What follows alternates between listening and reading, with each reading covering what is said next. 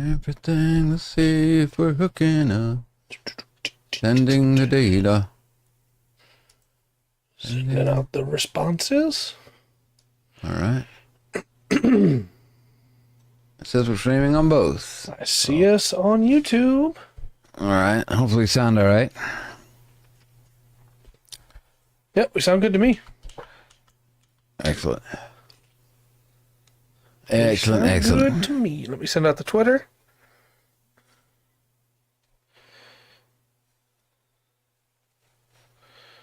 Okay, send it out.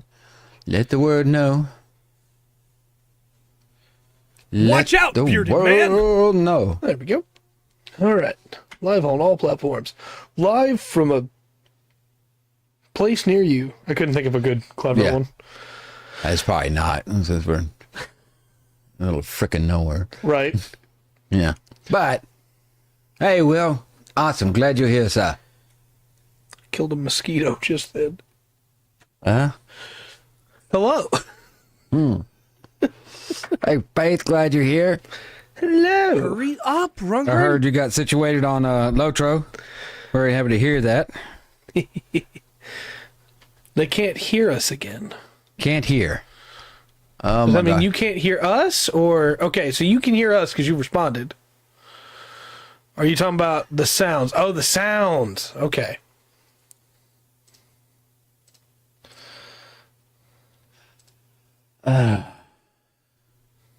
Played Watch Out and it didn't play. Okay. Oh, no. Played Hurry Up Rungren and it didn't. Oh, he did. He put it up there. I didn't hear it. I didn't. I heard. Should be coming through. When I looked up and saw it, I knew. So what is it? Sound alert over here? Yeah, it should be coming through your... Oh, I'm a dummy. You heard them both. They're now very long. It played them both. Hold on. Sorry. I should have it all right now. We vanished. Yeah. He's trying to fix it. That's why we vanished. There it goes. We got it. Rungren? There it goes. Yeah. Now we should be back. I'm a dummy. I'm a dummy. It's a new setup. We're just getting used to it, you know? Yeah. Yeah. Not long that time. Well, I'm glad they're not super long now. That's good.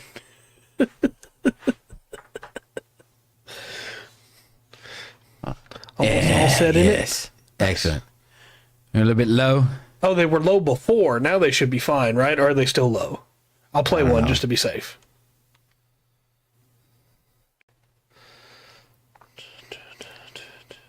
All right. No, I'm not trying to use emotes. Use. Send them out. Hurry up, Rungren. Yeah, it's playing loud here. I gum it. I had to use that one. I had to.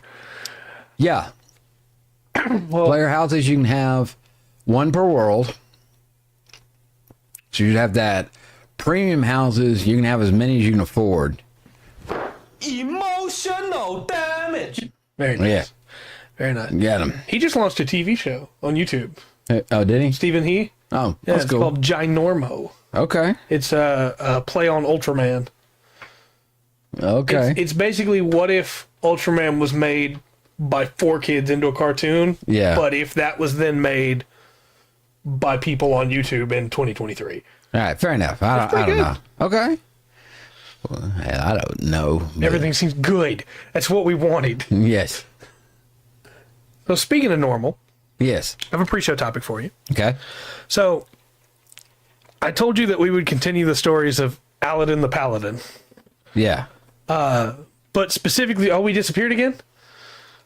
All right. I'm a spooky ghost, chat. I can see us. We're both lost. I don't know why that is. I've got us here, so it's not. Yeah, I can see us. Maybe refresh. Oh, we're back? That's weird. Okay. That is weird. I don't know. So can't see. Oh.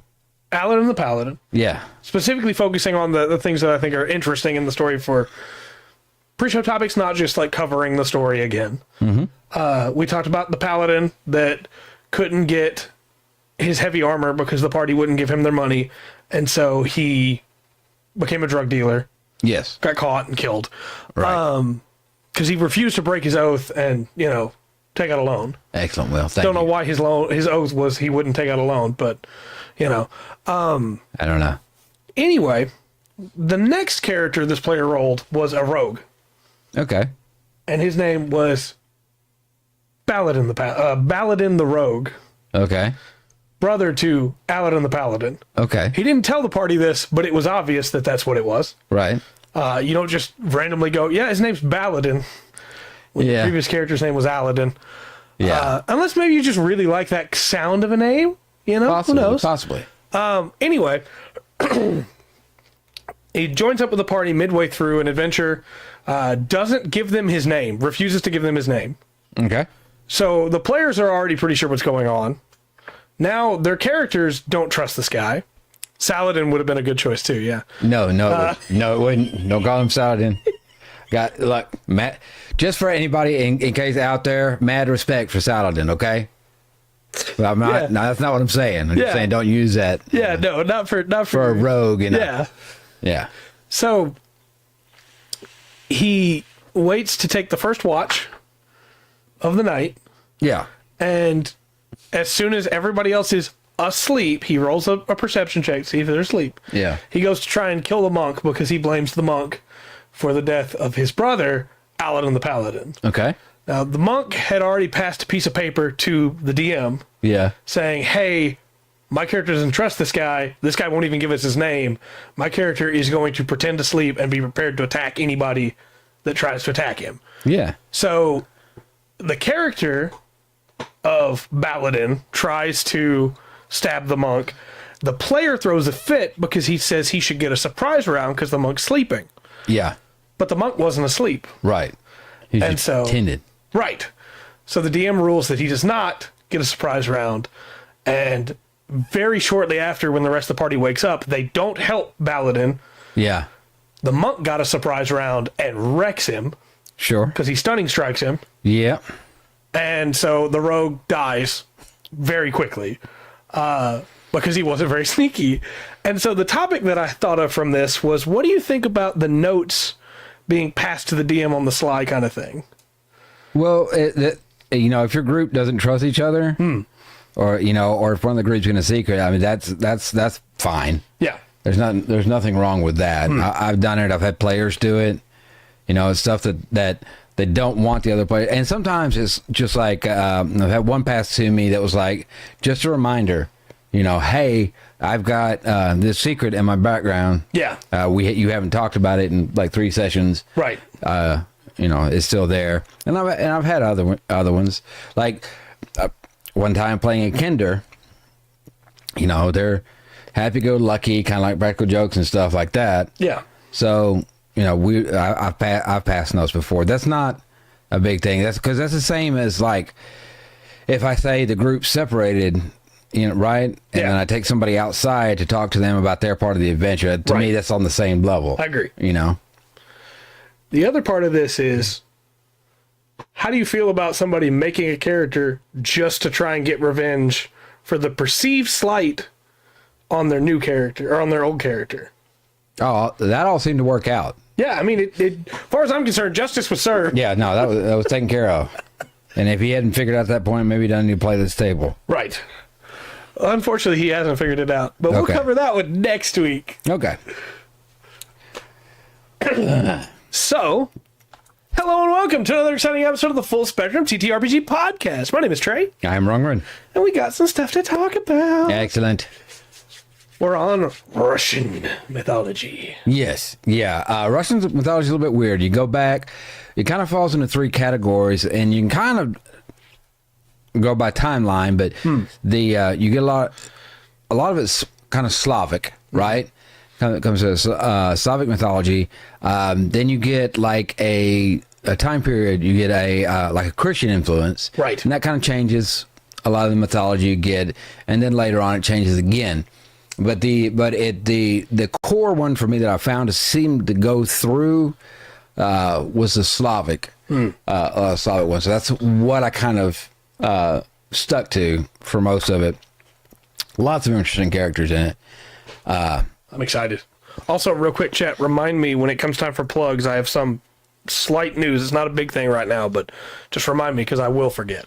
Thank you. I don't remember either, so it should be fine. All right. So I did last time. I got a cast of characters to talk about before I got some stories to tell. Okay. Okay. And I'll start out with the Pantheon again. Right. Right. So we'll start at the top with Rod, R-O-D, and he is the supreme god and creator associated with the creation of the world and the source of all life. I did not know that Russian mythology had a pantheon, so this is exciting news for me. Yeah, like I said, it's Slavic, if you want to, for proper, right? But yeah, it is through that. And it reflects Norse in a strange way. It's like there's an overlap. Makes sense. Through there. Kievan Rus. Yeah. But Rod is the one on top. He's your Odin, your Zeus, your Jupiter, whatever, depending on what mythology you're going through, right? So Rod, the stream god and creator. Why is there an image here of him holding a wheel and a bread basket while standing on a fish? I am not sure.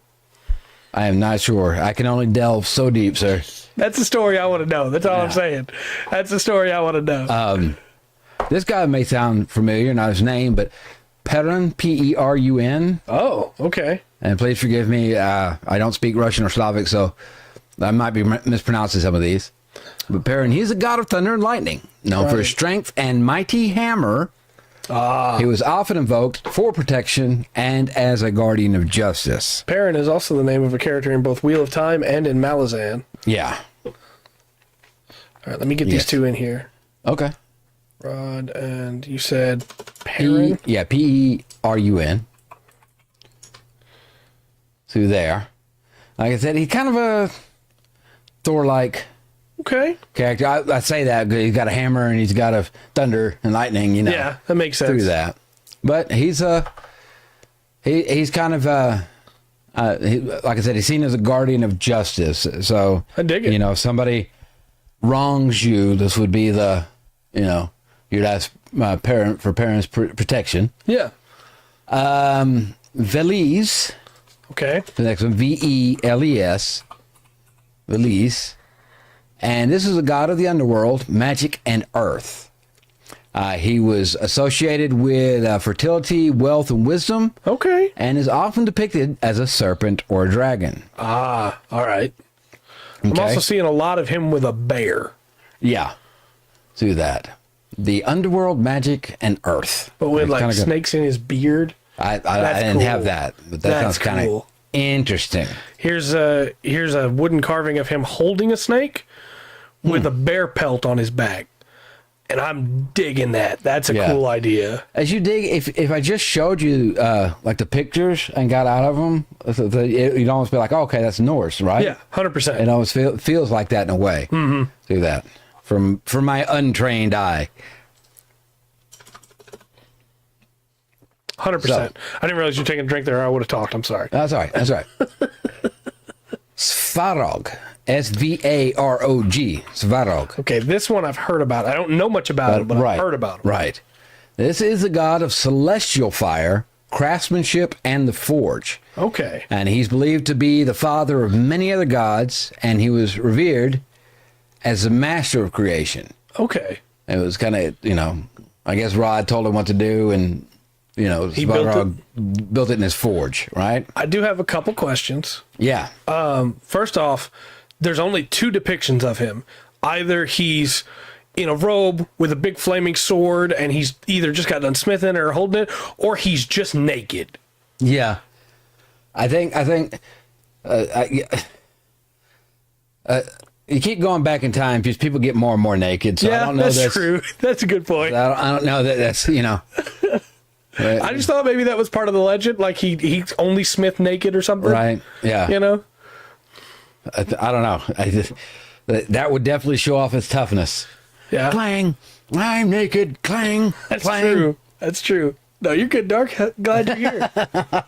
Also, Glad you're here, Dark. This naked blacksmith has a symbol that I'm not going to tell you should Google it, but be careful where you Google it. That's all I'm saying. I know it's different. You know it's different. Yeah. But somebody just walking by might not. Yeah, well, people ruin everything. Yeah, that's the truth. There's even wooden carvings where he's naked. Man, people really like the idea of this guy naked. Yeah. Naked Forge Master. All right. Go for it. Okay, so Mokosh. Mokosh. Okay. Mokosh. Okay. Right? Now, this is a goddess of fertility, earth, and women.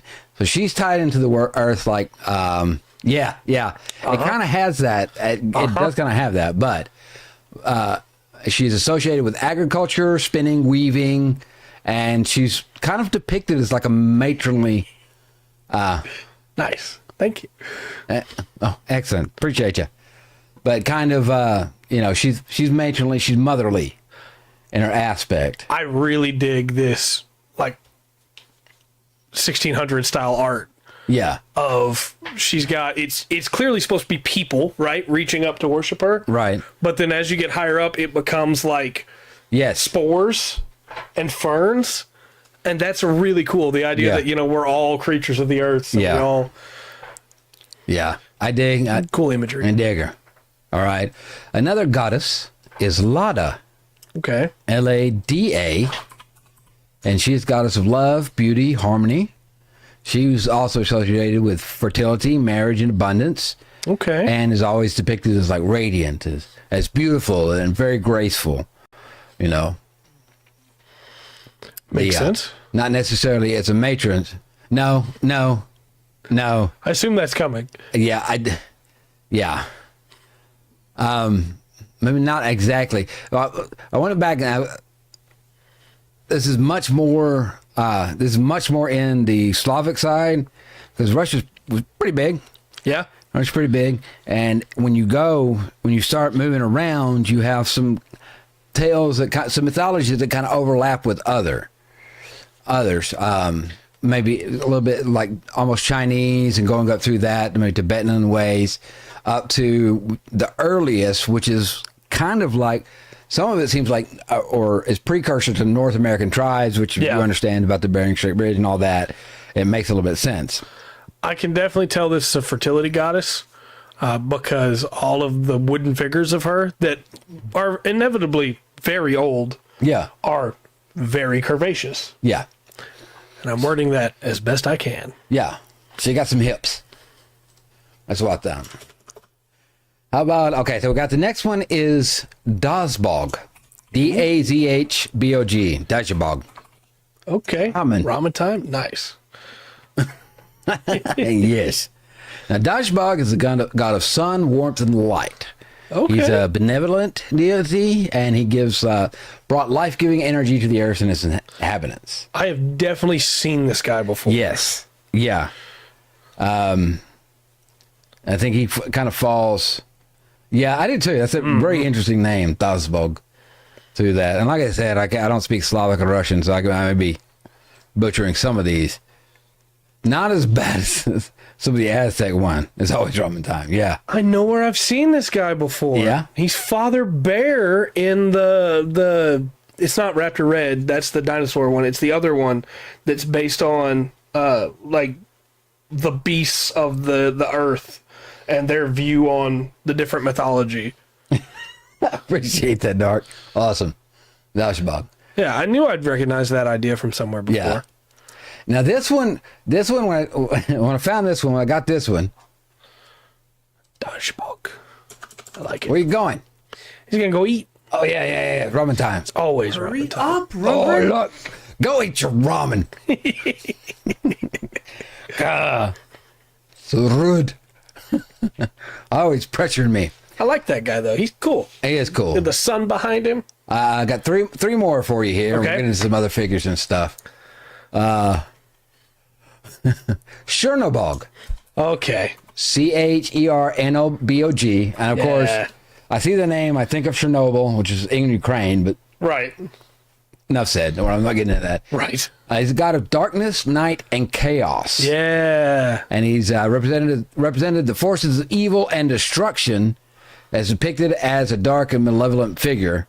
Which when I got him, figured him out, I was like, okay, then I would have never named a place Chernobyl. Yep. You know, that's too 100%. close. It makes sense after the fact. Yeah. But, yeah. He is the god of chaos and destruction. Yeah. And there's a lot of chaos and destruction there, is all I'm saying. Also, this guy's sick. He has so many great images made for him. I'm really surprised that no Fantasia images came up, because that's where I first learned about Chernobog. Yeah. But, no, this is Hall really of the good. Mountain King, as he stands above that. Yeah. Mm-hmm. I'll do that. Also, he's in American Gods. Oh, yeah. Yeah. All right. I don't know if he's in the show or not, but he's in the book, which is superior to the show. Yes. Now, I knew of this goddess, but I didn't realize that I knew. Kind of like one earlier for you, right? Yeah. This is Marzanna, Marzanna, and she is the goddess of winter, death, and rebirth. Okay. She's associated with the changing seasons and the cycle of life, often symbolized by a straw effigy, and they usually burned or drowned it to welcome spring. Okay. And you'll find that a lot that around the world where that's a thing. There's some Celtic mythology where they build up a wicker man, so to speak, and burn it. But she seemed pretty cool, and it's another point. You know, you got an evil god and you got a goddess of death. She's not evil. Right. Yeah. It's about the cycle of life. Yeah. You know. She's important. It is about death, but it's also about the rebirth, right? Okay. She's cool. Now, these are 3 and 1, okay? Because this is called the Zorya, Zorya. Zorya. Okay. The 3 goddesses of the dawn. Zorya Utrenyaya is a morning star. Okay. Zora Venturnyaya is the evening star, and Zora Pulonchanya is a midnight star. Okay. And they were seen as the guardians of heaven, and they were the ones that had the powers to open and close the gates to the celestial realm. Oh. So the 3 ladies, they're not as like the Fates or the kindly ones, you know, the Mother That's what I thought of at first when you said 3. Right. Go through. But they are considered very powerful, and they have a very... You know, their position, they choose to open and close the gates. You know, well, and one thing I wanted to make sure we mention, I know we mentioned it every week, but we are not in any way, shape, or form trying to make fun of or... Oh, no. Because there are still people that follow these today, and that's fine. That's not a bad thing at all.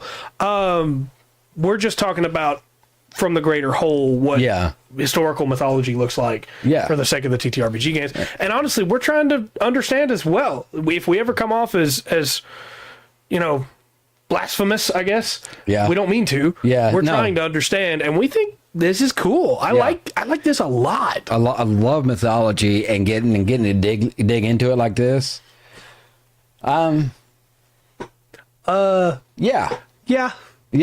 Yeah. I think they would be. I think they would be seen. I think in the cycle of things, they will be seen as beautiful, not as beautiful as let's say Lada, Lada. Lada is like that's all that matters. I just want beautiful goddesses. I mean, fair enough. That's fair. Yeah. I don't blame you. Yeah. Okay. So there's some great art about these. I didn't mean to cut you off. No, go ahead. There's some great art about these, by the way, that aren't old art. This is new art that's been made.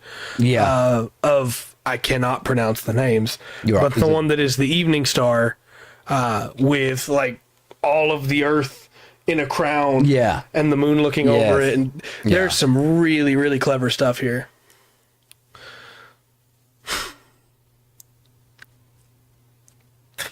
Is he hot? I don't know if I want to answer that question. Yeah, I don't think so. I don't think so.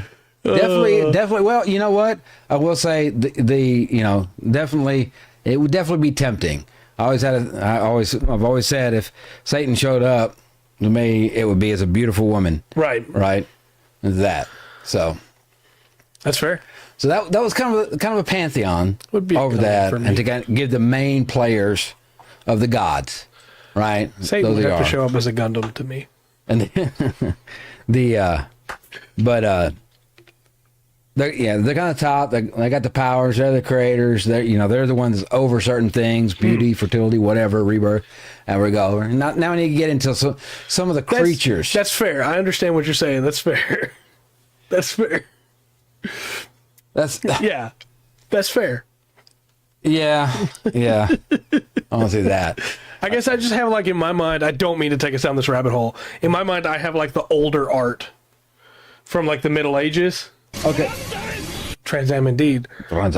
So that's what I'm coming from, but that's fair. What I'm coming from is there's three classes of angels, right? There's a cherubim, the seraphim, cherubim, and teraphim. Right. And you've got the cherubim. It's been a little bit since I looked at that. The cherubim at top. Okay. There's six. There was six around the throne, and there's a description of seraphim. Cherubim in the Bible, not the little they don't Cupid looking angel thing. That's not was in there. But two of them were Lucifer and Abaddon. So a third of the angels fell, and there was six, and they come back. Yeah. That's the one that I had in my head, to clarify. Oh, okay. Not the one I was thinking about.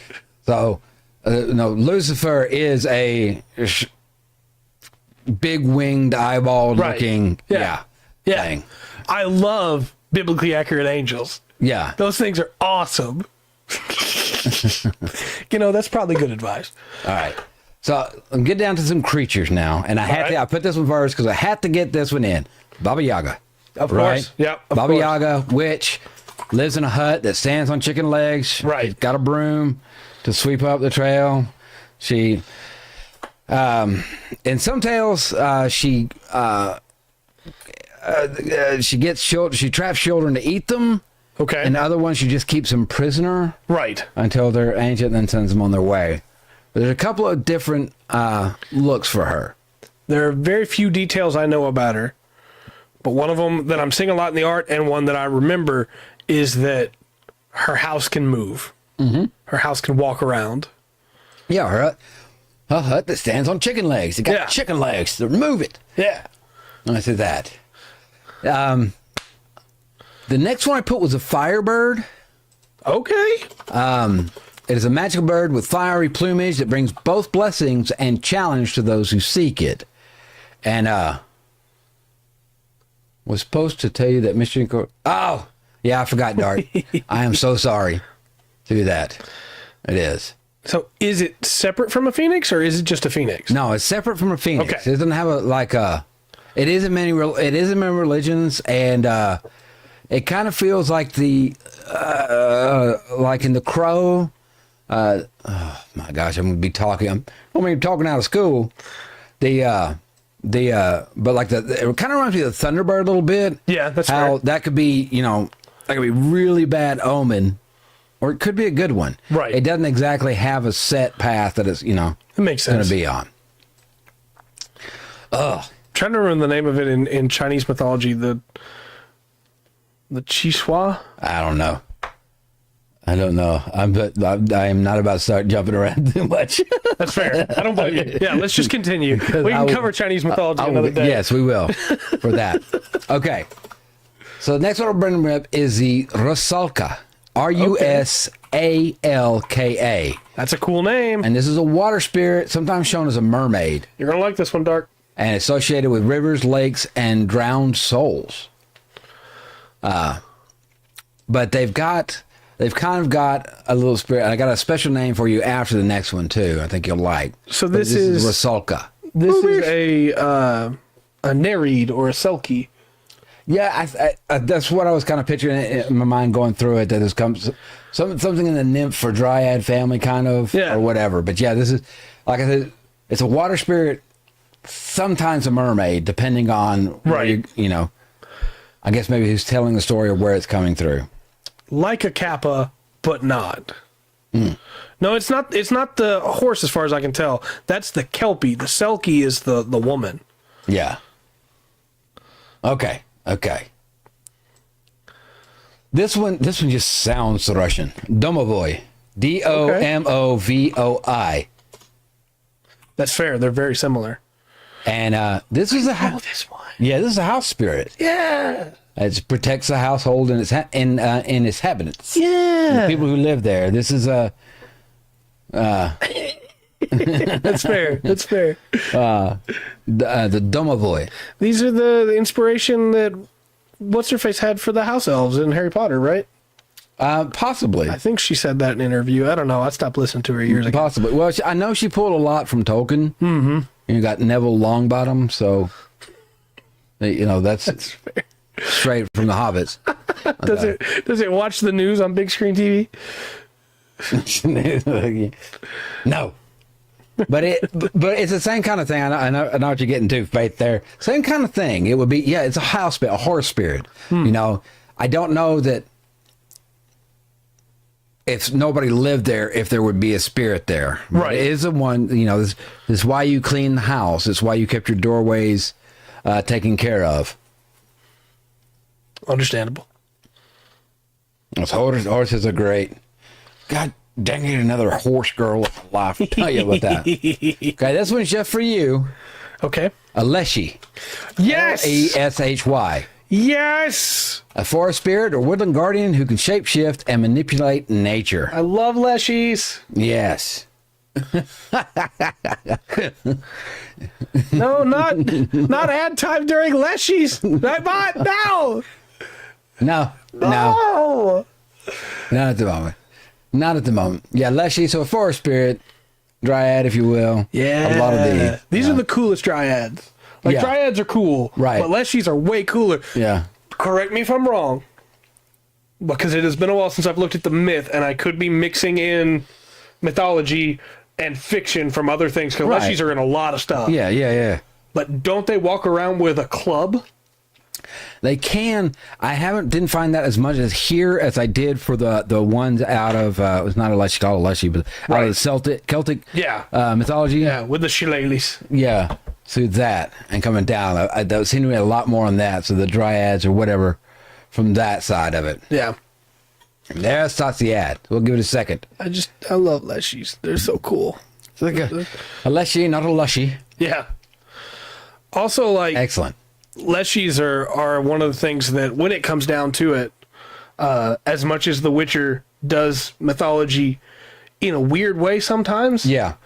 Leshies, I think, are represented really well in it. Yes, they are just like tree creatures there, but they're tree creatures that are specifically mad because the forest has been encroached upon. Yeah. And so it's like, I buy that. Even if it's a different variant, I buy that. Gotcha. So. Okay. Next one is the Vodyanoi. Vodyanoi. And this is a water spirit that inhabits rivers, lakes, and marshes. Okay. And it's often seen as an old man with a green beard. Okay. Known as that. Yeah, they can definitely protected the forest. Which a lot of these spirits, that's what they're seen as. Smokey the Bear or Leshy? A Leshy. Like that. Sorry, Smokey. Yeah. Roger. I remember Smokey the Bear when I was little. I was saying, only you can prevent forest fires. Yeah, but Smokey the Bear. Every time one started up, I felt so guilty. I was like, I couldn't stop it, man. I'm sorry. I didn't know it was on me in the first place. I didn't know it was my responsibility. He would just look at you disappointedly. The Leshy's going to kill you. Yeah. Or so. No, these are cool. I like them. They make me think a lot of like Kappa. They're like mixed between right. mermaids, frogs, and Kappa, Yeah. Yeah. They, yeah. The old man with the green beard. Yeah. Dark, are you saying Smokey Bloodlusted takes Leshy 100% of the time? Look, I don't know what the statute of limitations is on stuff, so we're just going to keep on moving. But he said I was the only one that could prevent it, so. That's fair. He could stand a chance. Fair enough. Yeah. Fair enough. Yeah. Okay. Zmey Gorinich. ZMEY space GORYNYCH.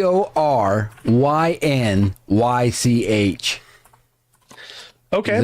This is a three-headed dragon or serpent. Oh. Yeah. It's Ghidorah. You had to know that was coming. yeah, comes through that. But yeah, I find that this is used a lot of times as the big bad in some of the stories. Yeah. To feed it yes, and it's very good for it. Another one, and there's a couple of versions of this. I didn't know if they were exactly the same or not, but a similar sounding names that have come up again. Yeah. Okay, but this is Koschei, the Deathless. Koschei, the Deathless. And he's a mortal sorcerer, hence his name. Okay. You cannot be killed as long as his soul is hidden. Oh, I've heard that plot line before. Yes. That has been used. Mm-hmm. Has been used before. He's a lich. Yeah, basically. But maybe he's the father of liches. Well, maybe because of him we have liches today. Well, that's going to come up here in a second. Okay. Because lich is also on my list. Oh. Those come from Slavic. Right. Okay. So, still a lich bit, baby. Also, I wanted to mention Shime Gorinich. Yeah. I'm doing my best. So that you're not the only one on the chopping block for getting a brog, I guess. Right. Immediately makes me think of like the Trinox from OG Zelda. Oh, yeah? Yeah, So I know what you're talking about. Ghidorah, like from there, it just spreads, right? Well, if you going over, especially when you go from like Norse and the Slavic, I really see like there's so much that we pull from there I didn't realize. Mm-hmm. You know, I knew Tolkien pulled from there, right? And that was easy to see, and a few other fantasy artists, but a lot of the fairy tales and a couple of stories I'll tell later, I think you'll see. Okay. Where like Hans Christian Andersen went, okay, I know the Slavic tale, so I'm going to make it, right? You know, a fairy tale type thing. Where we at? Okay. Alkonost, Alkonost. Alkonost. That's a cool name. A mythical bird. Oh. It's a mythical bird with the body of a bird and the head of a beautiful woman. Okay. And I think I've seen some in a couple other mythologies too. And sometimes it'll be like the breasts and shoulders. Yeah. And that part will be bare, and then I have the rest of the bird. I like Link, but I understand why you'd feel that way. She's like a harpy. Yes. It is a beautiful bird, yes. Yes, but instead of being grotesque, right, is seen as a beautiful woman, right? Mm-hmm. And then they got a lot of things with birds. With the Aztecs, we got lots of snakes. We got lots of birds with this one. I do love me some birds. So we got a siren, Sirin, and that's a bird-like creature with a woman's head, known for its enchanting song. Okay. And it's different than Alkonost. Or a siren. Yeah, well, I think the Alkonost is is like a singular one. Right. And then Siren is like the group. Okay. Like a bunch of them. There are a bunch of these in Elden Ring. Yeah. Yeah. So very interesting. Sing. A Siren. They're cool. And this snakes eat birds. Well, unless you're talking about the raptors, then raptors eat snakes. Yeah, the secretary birds. The secretary birds, things like that. That's all they exist for. Yeah, they enjoy that.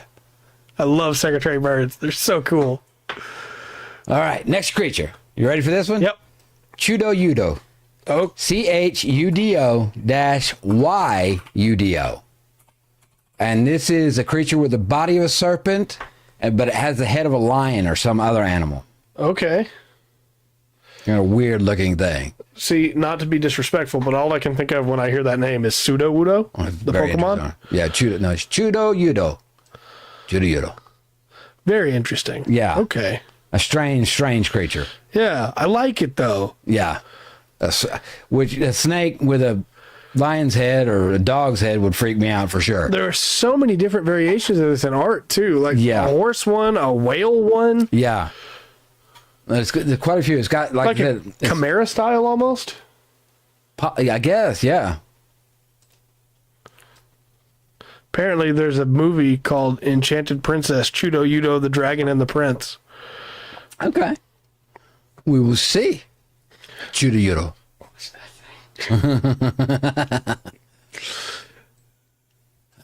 So I can tell you his name. Simargl, Simargl. Simargl Okay. is a winged dog-like creature or guardian deity associated with the sun. I love him. Yeah. I want to take one home. Yeah, I like they've got like the down to earth one there where it looks like a wolf with the wings. Yeah. Yeah, I like that. I love the look of that. But it's a winged dog-like creature. And like I said, it's associated with the sun. It's a guardian. It's wonderful. Yeah. Come here, puppy. Yeah. Quit chasing squirrels up the tree. There are some that have like gargoyle wings or dragon wings, which is interesting, but definitely like Pomeranian. the feathered wings more. That would be annoying at ear level. I don't know. Crazy. Can I get one of these as a pet in our next fantasy campaign? I don't know. Maybe. Okay. Where was I? Smart. Okay. Gamayun. Gamayun. And this is a prophetic bird with the head of a woman. Oh, okay. And she's often like would be seen as like a symbol of wisdom. Okay. Like the wise old elder, he has his ear. Somehow he gets in touch with Gamayun. I got She you. gives him wisdom. I dig it. She's holding scripture here and a flower. That's cool. Yeah. And so, like I said, once you get it, like there's a big hodgepodge. I decided to stick with the Slavic, but a little bit later on in time, when Christianity reaches there, there's kind of this weird crossover that happens. Yeah. And you get some kind of weird stories. But I felt like that was missing the early. Yeah, I agree. Of that. I wonder if these creatures specifically, these different bird women, are where Final Fantasy got the idea for Garuda. Possibly. Because there is the Garuda from Native American mythology. Yeah. But that is not a woman. That is a man. Yeah. So. Okay. I think. I'm pretty sure it's a man. I don't know. Because it's a warrior that's been touched by the fire, right? Maybe we'll get there one day. Maybe. We'll see. But the next one is Vampire. Okay. Now, this is not just a vampire. I know how to spell this one. Yeah, Vampire. P-I-R? Yeah. Really? Oh, okay. I did not know how to spell Yeah, this. see? Vampire, Vampire. I was wrong. And it is a type of vampire, but it feeds on the life force. It doesn't suck blood. Right. Just feeds on the life force of the living. Yeah.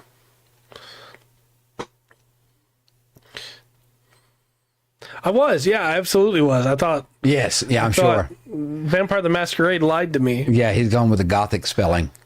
It's a psychopire. Kind of, yeah, I can see that. But I don't know exactly what they mean by the life force of it. Maybe it just drains your energy. Maybe so. I doubt it's succubus incubus, but No, it's not. No, that's it's what not. the internet has done. Yeah, no, it's not like that at all. Because it's like if somebody was, I am just always tired. Yeah. You're being afflicted by a vampire. Yeah. What culture is it where that's a ghost? There's a culture. Oh, it's Japan. Benbogami. You talked about it when we covered it. Okay, yeah. Yeah, the one that stays with somebody and haunts them. Yeah. And slowly wears them down by feeding on their luck. They are. Yeah, that's true. Can't argue that statement. We have not yet done a podcast on Vampire the Masquerade, but at some point we will have to cover it as part of the TTRPGs. So, Crappy X would fall into that category too. Okay, does this sound familiar to you? Kikimora, Kikimora. Okay, Kikimora. And this is welcome back, Will. Slow down, Will.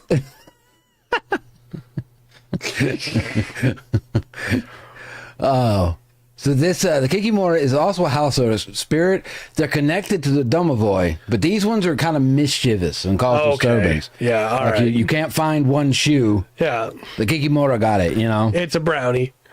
Right, you burned the beans. The Kikimora did it. Yeah. Want that. I like the design, though. I really like the hood that you see in so many of these designs. Yeah. Like the red hood that it has. It just really I don't know. It's something about that makes it feel special. Yeah, well, it's got me wearing a Slavic style of clothing, you know, through that. So, Kikimora. It seems like it doesn't seem like it should be Russian, but whatever, No, it you know. Hurry up, Rundgren. Kikimora. That is a completely different one. That's a different thing. Will, I'm going through this. And I'm telling you right now, we'll talk about it more Tuesday. But I'm mad. Victory, no. Yeah. It's right now. I feel like Tamino's pointing me out to insult me, but that's another. We're getting off that. Victory is a vampire. Yeah. Sucking my life force out of me. Okay, hold on. I lost my place. That go. Kikimora. Okay. Bolotnik. Bolotnik. Okay. Sickness must be purged. Yes, it is. Bolotnik. Yes, and this is a swamp creature, bog spirit, and that's about as best I can see it. It's a bog spirit. All right. You know, I dig it. nasty. I'm sure it stinks. Like a mix between a troll and a troglodyte. It's swamp thing. Mm-hmm. What's that? Yeah, troglodyte. Sure. I dig it. I like it. Bolotnik, the bog spirit. So far, at least, it seems like we have just about everything covered, where you could just lift the Pantheon, drop that, and then lift the mythological creatures, drop that, and you got a campaign pretty much. Yeah, that's what I found so interesting, especially as these Aztec. There's so many, but really, I'm no shot at it. Not the Aztec, the Brazilian, so to speak. So many different kinds, all different things. There was a few different beliefs down in there, and there were a lot of things kind of all over the place. Japanese was a little more centered, and if I would have concentrated a little more like I did with this one, it would have been if the Shinto or Buddhism, depending on. Or if you've gone into the northern Japan with the tribes up near Hokkaido. And, the Yaoye or something like that. I can't remember. That's fair. Yeah, that's fair. Yeah. Aztec, honestly, I think it's because I spent the extra time and got some stories. But I really did like doing the Aztec. Also, before we move on from this guy real quick, there's a piece of art that is in this. I don't know what it's from. I don't know because I can't read Russian. I can't give credit. The name's right there. But it has the Golotnik as like a troll, but covered in moss. Yeah. As if it was like a hood. Yeah. And it is beautiful. It is nice disgusting. Picture. Yeah, it's a good picture, though. That's what I'm going to think of when I think about this monster from now on. Yeah, the Golotnik. Nice. Yeah. Nice. These are so cool, man. So the next one, Lich. Oh, okay. Yeah. Lich. Yeah, I know how to spell that. An evil spirit. This time I'm right. Before. This time I'm right.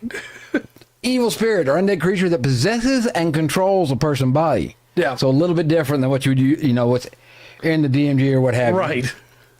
Where that's more like the undying guy. Right. It's not just somebody that didn't want to die, like Koshe. Yeah.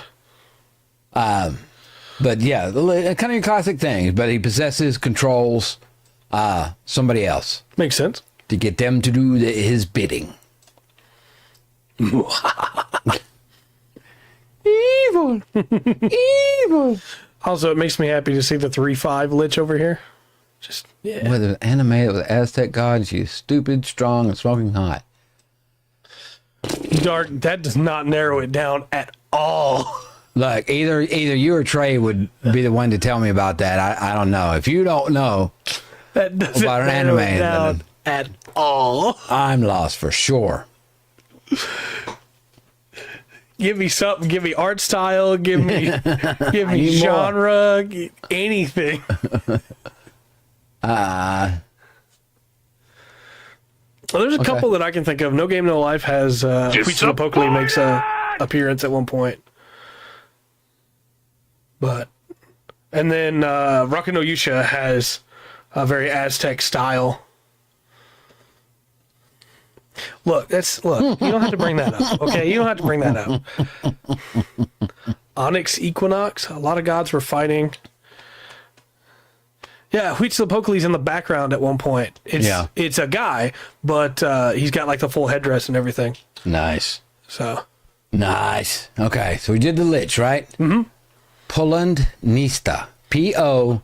Ludnitsa. Say. Plynista. Yeah, it's pretty cool. A noontime spirit. This is a Okay. field nymph that you only see during the day, especially during hot weather. When it's sunny, shiny, it's associated with heat and sunlight. I think I put it wrong in the chat. I think it's TSA. Yeah, Yeah.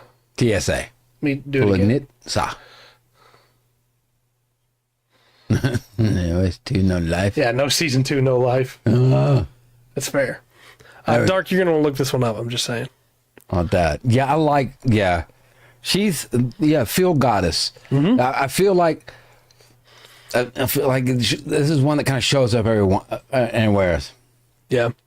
Onyx Equinox and Danmachi. There is it used to be way more popular than it is. Yeah. An anime called Spice and Wolf, which is about a goddess of the field. She's a kitsune because it's made in Japan. Right. But it definitely feels like we're getting inspiration from this. Yeah. 100%. Yeah. You're PvPing, I don't blame you. All right. Well, good luck. Yeah, no, I'm excited for season 3 for sure. Excellent. Okay. Okay, hold on. Before we move on, Yeah. what is this thing? This is this is a Manger. it's a calf. No, I'm sorry. It's a bull with a flaming mane, a golden unicorn horn, and its fire is coming out of its nostrils. Why does this come up when I search for her? Did she tame this thing? Possibly. Like I said, I don't have a lot of the deep tales. Okay, I want to know what this thing is. It's Indrik Russian myth. I can't read it. Legs of a deer. Okay, I don't know how true this is, but they're claiming that because it's just on a Pinterest board. An enormous beast that had the body of a bull, legs of a deer, head of a horse, and a long horn protruding the tip of its muzzle. It was the king of all animals. When it moved, the earth rumbled. It lived on a mountain called the Holy Mountain, but they don't say the name. Yeah. Never mind. Let's It's on just a move mountain called on. the I'm Holy upset now. I want to know more about this thing. You can't just leave me with that. Okay. Yeah. Of course, there's no telling what Google thinks you're trying to look for. Right, either. so now I'm just getting, here's a mouse, a giant mouse with a battle axe and a helmet. Yeah. It's like, no, I want to know about this boar cow. Yeah. Stupid Google. All right. The okay, next one is the Bannock. Bannik. And this is a bathhouse spirit that watches over the sauna and bathhouse. Okay. So you're supposed to leave offerings for it. That's true. I know And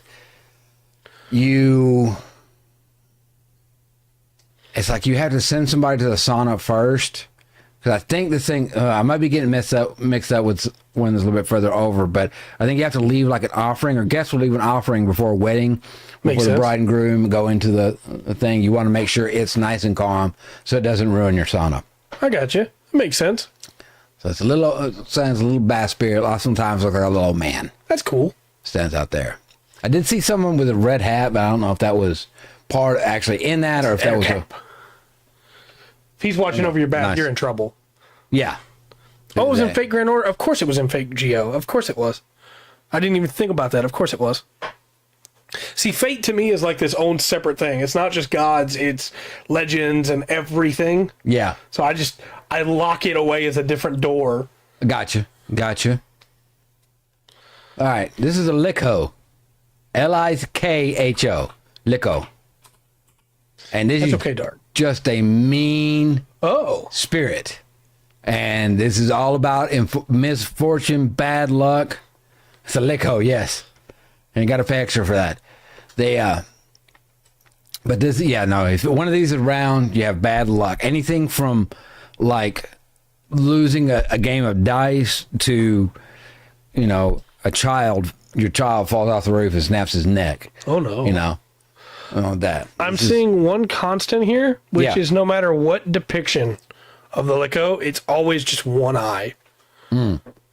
Always only has the one eye. Yeah, but this is yeah. that it will. But if it stares at you with that one, then you just don't play the lottery that day. You know, you Right. don't do that. Yeah, maybe stay home and don't Right. touch anything. I like it. No, just it takes on a humanoid form, and it seems neither like male or female. It's just Right. kind of a humanoid spirit form, and that with the one eye, kind of like a yes. Probably. Now you know who to blame. Yeah, it looks nothing like nondescript eye stalk creature. Yeah, right. Kind of what it is. All right, now look. I'm going to say this name, Okay. and I know I believe in you. that you're going to have a reaction. I expect you to have a reaction. Okay. Because you got in a session we did, you got somebody else's. Well, you thought it was their name. It wasn't the name. That's what you called them. Okay? Okay. It also goes into a Zelda thing. Okay. Okay. Bydagon. Byedogon. Will, thank you for being here, man. You got to give me that again. I'm sorry. Later, Will. B-Y-E. Byedogon. And it's got the body of a lion, the head of a dog, and it's very protective. Okay. Very protective. All right. Not a lot of images of this guy, but there's a couple in here, and they're pretty good. Yeah. Let me spell this for chat so they can pull it up, too.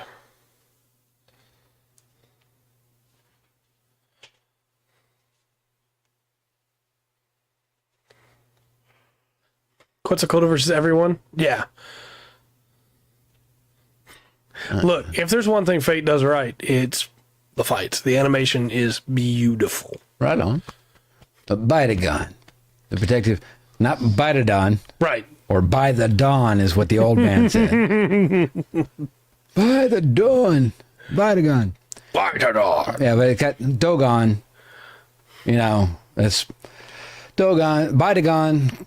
Body of a lion, head of a dog. Right. It makes sense. Yeah, it kind of fits in there. Dark, you should watch Fate. It's Fate Stay Night is weird. I love it. It's weird. Fate Zero is better, but feels like twice as long for some reason. And then from there they just go off the rails and it's great.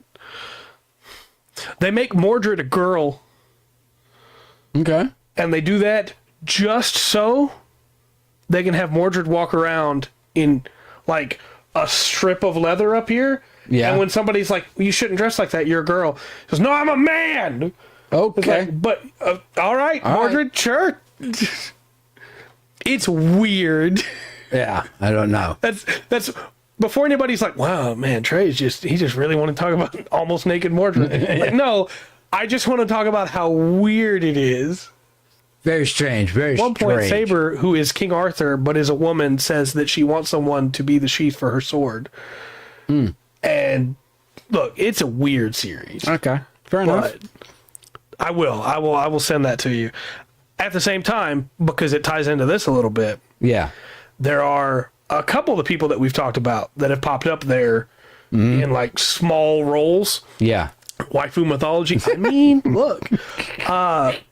But it's all portrayed really well. We haven't talked about Greek yet, but Hercules shows up there. Yeah. And he's got his multiple lives, you know. So it's a good series. Well, It unless just you got have the some really golden weird fleece, stuff. right? Well, yeah. Did they mention that in there? No. Oh, okay. But it's weird. But Cuchulainn shows up. Okay. You know, Irish. my boy. Irish, yeah. Cuchulainn. He's a folk hero. Yeah. Folk hero, yeah. Yeah. I did that.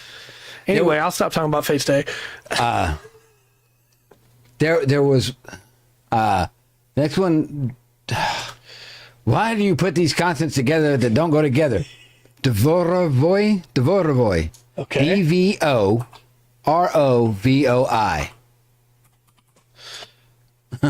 Okay. That's Save true. the blonde hair. That's true. Hey, It's just Gilgamesh, yeah, Gilgamesh would have had definitely dark hair. and he's great. Yeah, and darker skin too, I would imagine. At one point, one of the characters... I'm sorry, I'll stop talking about Fate after this. At one point, one of the characters asks, how did you get to be so strong? Why can't I stand up to you? And Gilgamesh says, I've been alive longer than your country has. Yeah, It's like, yep. Yep. Anyway, please tell me about the Dvorovoi. yeah, just a guardian spirit, and he protects the courtyard or premises of a building. So, like the king or the emperor, Nice. everything would have a devotoroi to guard his grounds. Very cool. There was some stuff, like I said, a lot of stuff I couldn't quite like nail down. It's like, yes, this is a thing. Yeah. Or if it's tales of tales of tales that come down. At one point, it's like because there was rules over the courtyard, the things you couldn't do in the courtyard. Yeah. And that's because you're under the eye of the devotoroi. Yeah. However you say it. And they would take notes. This one kind of ties into one from earlier. The Goronich, which is just a multi-headed dragon. Okay. Or serpent. And it's often associated with treacherous places. That's Gory, Gorymych.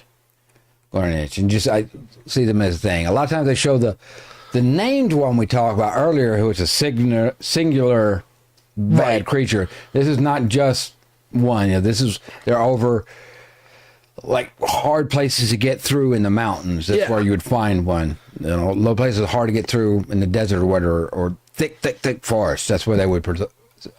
That's where they would live. Odeon from Flight of Dragons is a Goronich. Okay. Goronich. Okay. Now the one I was talking about earlier, the like we said, the father was the thing. I found another spelling. It was Koschei, Koshchey, the Deathless. Okay. And I don't know. I think it's the same guy, but I'm not sure. Right. So I put him on twice, and because this is a malevolent sorcerer who seeks immortality. He's not immortal, but he seeks immortality, and is known for really for death magic, for dark magic. So it could be this is what he is before he becomes. Possibly. That would make sense. And to come through. Oh, you make him the big bad then, right?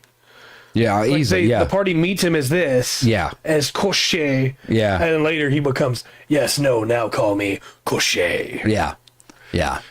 So I don't know. I think it possibly could be the same guy through that. There's like I said, we're our dummies and are just barely scratching the surface of this. One, just have cool stuff to talk about, the things to think about for a good campaign and things like that. But they're really just in and of itself is really interesting to look at and read about and learn about, right? Yeah. The Morozko, Morozko, and this is I thought this was a weird way, but this is the personification of Frost and Winter, and he's always shown as an old man with icy powers. Okay, so Jack Frost. mixed with a little bit of Father Christmas.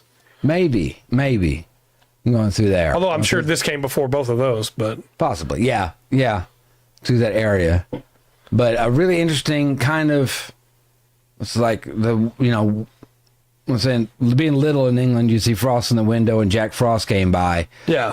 They would say Morozko came by. also apparently, and we're not sponsored, but apparently you can order a box full of ice water from Morozko, the company. Oh. And they just ship it to your door, and then you can take an ice bath. What's funny is, what would be funny if it's actually run, it'd be American Gods thing, right? Yeah. Where he actually runs the company. Right, yeah, and he shows up with it. Nobody knows about that. Oh, okay, that's cool. Sweet. Mystery Science Theater 3000. That's cool. So it was old Finno-Russian. So I wanted to give some of these guys right here. Yeah. Rusalki. Okay. Rusalki, and these are a group of female water spirits or mermaids associated with the rivers and the lakes. So I think in this one I seem to run across like a proper name. Like this is the one, maybe it's the head of them, and they have a group of them. This is the species. Yeah. So the Rusalki. Okay. Went through that, and it's a group. Like I said, they say water spirits are mermaids, and I think I think it just depends on the artist. I don't know that it goes back into the mythology for that, or other than the artist's description or interpretation of it, right? I think you are correct. I don't know when it goes. Probably. I think so. I think these are cool. 1, 2, 3. I got 4 more to introduce you, and we'll get to story time, right? Okay. The Vampirica, Vampirica, And these are female vampires that seduce and feed on the life force of the victim. So they actually go through the suit. This would be much more like a succubus type thing. I got you. With that. A woman seduces, takes the life force. Now, I do know what they're referring to when they take the life force here. Right. What they take to take as life force. Yeah. But they're like I said, they're not blood eaters. They don't drink blood. But they do seduce and feed on the life force of them. On that. I think it's pretty straightforward. Yeah. Through that. But there seems to be some kind of draining spirit in some kind of form or fashion all over the place, right? Yeah, 100%. Sometimes it is blood. Right. Sometimes it's just your essence of your life. Yeah. Sometimes it's time. Yeah, sometimes it's time. And that was some kind of draining force. This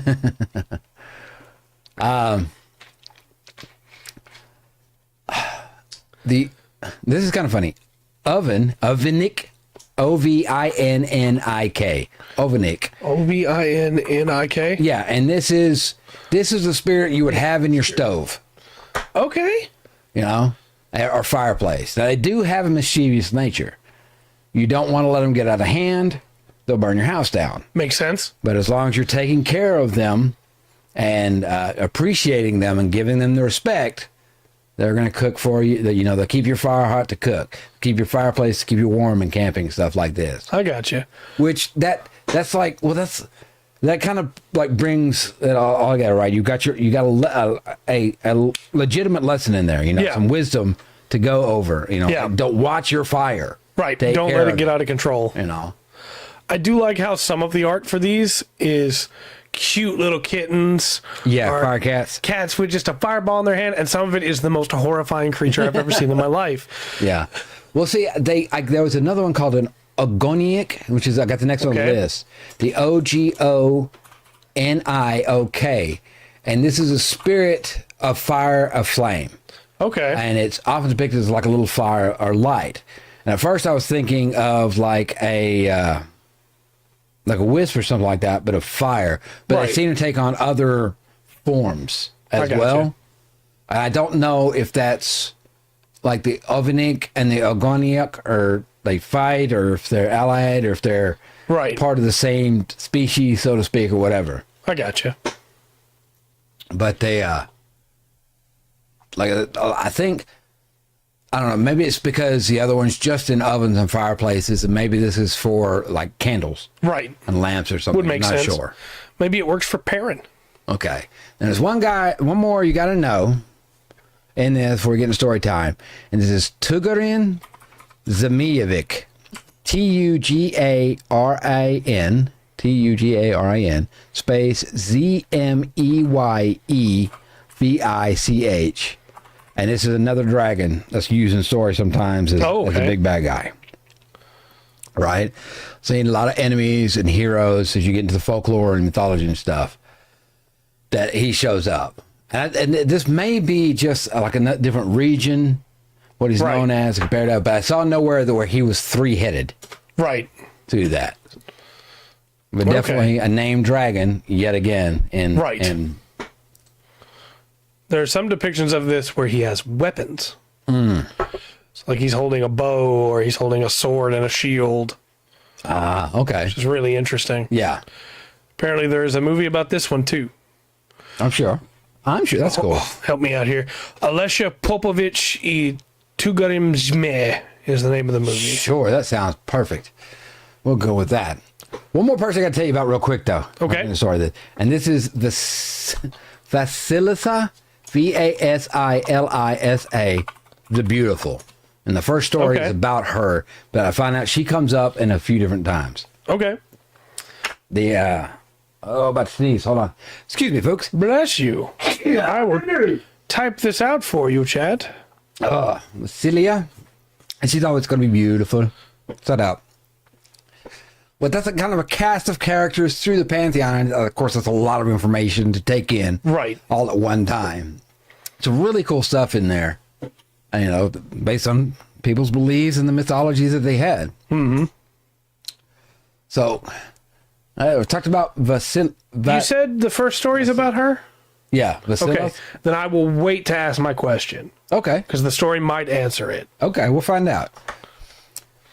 So Vasilisa the Beautiful.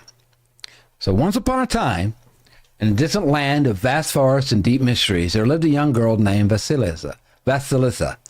She possessed a rare beauty that seemed to radiate from within, matched only by her kind heart and sharp wit. Now, her mother had passed away, and her father had remarried a wicked woman. Classic fairy tale right there, right? She had two wicked stepsisters, because her wicked stepmom had two wicked daughters. Yeah. So, got that. And they were jealous of her and her charm and sought to make her life miserable. And the stepmother would assign her impossible tasks, hoping to break her spirit. Sounds about right. But Vasilisa, had a secret ally. She had a small wooden doll her dying mother had given to her. And the doll possessed magical powers and would come to life whenever she needed assistance. It whispered advice and provided guidance in times of need. So one day, the stepmother hatched a plan to get rid of Vasilisa. Okay. She sent her on a dangerous quest to obtain a light from Baba Yaga. Okay. So he sent her out to go to Baba Yaga to get a life. The witch who lived deep in the dark woods with a chicken-legged hut. Right. But she didn't care. She went out to do it. She embarked on her journey. And through the forest, she ventured until she reached the little clearing where the hut stood. The hut spun round and round, supported by its magical legs, while the old witch used it to watch her surroundings. Right. She was piercing eyes scanning the surroundings. But with the help of the wooden doll, she approached Baba Yaga and asked for the light. Baba Yaga, sensing the girl's resourcefulness, gave her a series of impossible tasks to complete. Yet through her cleverness of the guidance of the magical doll, she managed to complete each one successfully. Okay. Impressed by her bravery and cunning, Baba Yaga rewarded her with a light, a glowing skull with fiery eyes. There was my question. Okay. So she carried the skull back to her stepmother's house, knowing that the light held great power. When she arrived home, her stepmothers and stepsisters were astounded by the light. But the skull had a mind of its own and would not be controlled by wickedness. It burned the stepmother and stepsisters, punishing for their cruelty and deceit. And from that day forward, she became free from her stepfamily's torment. She lived a life of happiness and prosperity, spreading kindness and wisdom wherever she went. And whenever someone needed guidance, she would tell her tale of her encounter with Baba Yaga and the power of her resilience and strength. And whenever somebody tried to do anything to her, the skull burned them alive. To death. Yes. Yes. Killed them. Onto that. That's awesome. Yeah. So definitely, it's like Cinderella automatically pops to mind, right? Yeah. There's quite, like I said, there's going to be some... I wish Cinderella had a flaming skull that burnt, Well, they didn't put that in the children's version. Yeah. And look, when you go back to the original fairy tales where you get them, they are not kid friendly. Snow White didn't get wakened by, Snow White didn't get awakened by a kiss. Right. That's not what he did to her to wake her up. Just saying. Yeah. And the Sleeping Beauty is the same thing, but that didn't wake her up until she had the kid. Yeah. So question. Right. Yes. You would run this then as the party meets this NPC and helps her get to Baba Yaga's hut. Right. And then when the party brings her back home, that's when the party's like, whoa! No, I might have the party run into her and see how they treat her. Yeah, that's fair. And if they treat her with any kind of maliciousness, they're going to have to fight a demon Flaming lich. Soul? Yeah.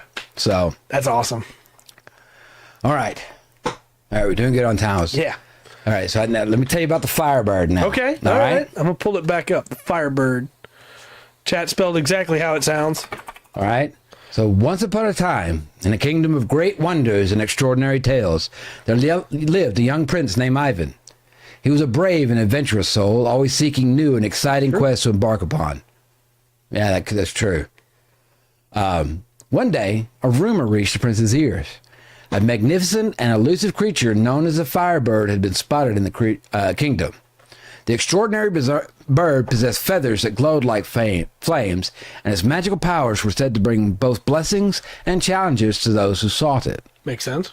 Enchanted by the tales of the Firebird's beauty and power, Prince Ivan resolved to capture the elusive creature. Armed with his determination and trusty bow and arrow, he ventured deep into the enchanted forest, his heart filled with hope and his excitement. As he journeyed through the dense woods, Ivan encountered various obstacles along the way. Treacherous creatures, hidden traps, mysterious enchantments that tested his courage and resourcefulness. But with each challenge, he grew stronger, wiser, and more determined to fulfill his quest.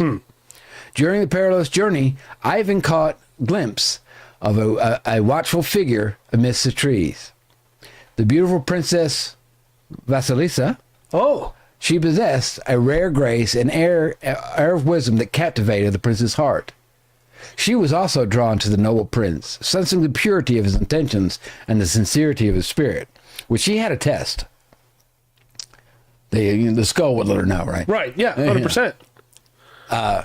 Any maliciousness. Yeah. So together, the prince and princess went through the enchanted forest, supporting and encouraging each other every step of the way. Okay. Princess Bride. Right. The bond grew stronger, and their love for one another blossomed amidst the challenges they faced. Finally, after overcoming obstacle and demonstrating their unwavering determination, Ivan and Vasilisa found themselves standing before the radiant Firebird.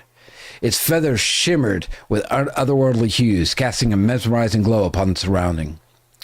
With utmost care and respect, Prince Ivan approached the Firebird, seeking to catch its magic and claim its blessing. As he held the bird in his hands, he felt an overwhelming surge of power and wisdom flow through him. The Firebird, recognizing the prince's pure heart and unwavering spirit, willingly surrendered to his command. So the prince and princess returned to the kingdom, the Firebird's power in their possession. The people rejoiced, for the kingdom was now filled with prosperity, harmony, and an everlasting sense of wonder. Nice. And the prince and princess ruled with kindness and compassion, ensuring that the Firebird's magic was used for the betterment of all. Awesome. Yeah. Yeah. And at that, get a part 2 of Princess Elizabeth. Got to catch Yeah, it later I didn't on. see that coming. Right on. Also, good on the Firebird for being like, yeah, look, these two people actually mean it. Yeah.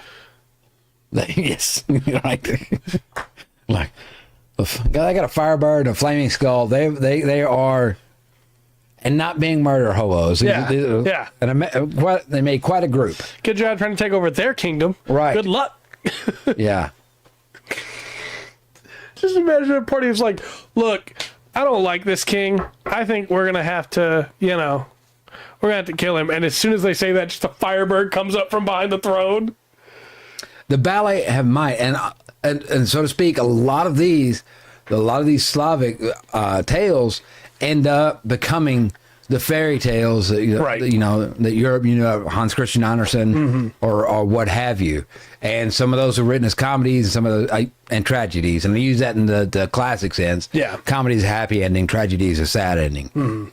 That was the only difference between the two. See, all I could think about while you were talking about that story was the German version, Der Freischütz, which is not a Firebird, but instead is a shadow demon. That story's rough. I love that story. It became a very, very popular opera, but... There you go. Which is probably what the ballet or opera is. Well, I guess, right. But Wendigo's talking about there. All right. This one. Okay. I just go through it. This one's all right. Anyway, so once upon a time, winter ruled over the land of Russia. Okay. There lived a humble couple who had longed for children to call their own. One frosty day, as the couple shaped a figure out of snow, their longing took shape with them. They breathed life into their snow, and to their amazement, a beautiful girl emerged. Oh. The Snow Maiden. The Snow Maiden was a vision of delicate beauty, with shimmering white skin, eyes as blue as the winter sky, and hair as pale as the snow itself. She was filled with innocence and wonder, much like the magical season from which she was born. As the years passed, the Snow Maiden grew in grace and charm. She wandered through the wintry forest, her footsteps leaving trails in the glistening snow behind. The creatures of the forest, captivated by her ethereal presence, would gather around her, singing songs of joy and dancing in harmony with the falling snowflakes. One day, as the Snow Maiden explored the forest, she encountered a young shepherd named Lel. His heart was pure and his melodies enchanted all those who heard them. The moment their eyes met, a connection sparked, and a tender love blossomed between them. The Snow Maiden longed to experience the warmth of human emotions, to feel the touch of love upon her heart. Lel, too, was smitten by her beauty and purity. They spent countless days together, basking in the enchantment of their love, amid the winter wonderland that had surrounded them. But as seasons changed, a bittersweet truth loomed over the Snow Maiden's heart. She was made of snow, and with the arrival of spring, her existence would melt away, leaving only memories behind. The realization weighed heavily upon her, casting a shadow of sadness upon the lovers. As spring emerged, bringing life and renewal to the land, the Snow Maiden's heart began to fade. She felt the warmth of the sun gradually melting her delicate form, her essence merging with the earth. Tearfully, she bid farewell to her beloved Lel and embraced the eternal sleep of winter. Lel, heartbroken and overcome with grief, mourned his loss of the beloved Snow Maiden. He continued to sing his melodies of love and longing, hoping to preserve her memory in every note. And with each winter's return, he would find solace in the falling snowflakes, knowing that the spirit of the Snow Maiden lived on, watching over him. That's good. Yeah. I like that. Nice little story right there. Ono Wendigos has pointed out the Russian name for the Snow Maiden, Snegurovka. Snegurovcha? Okay. Excellent.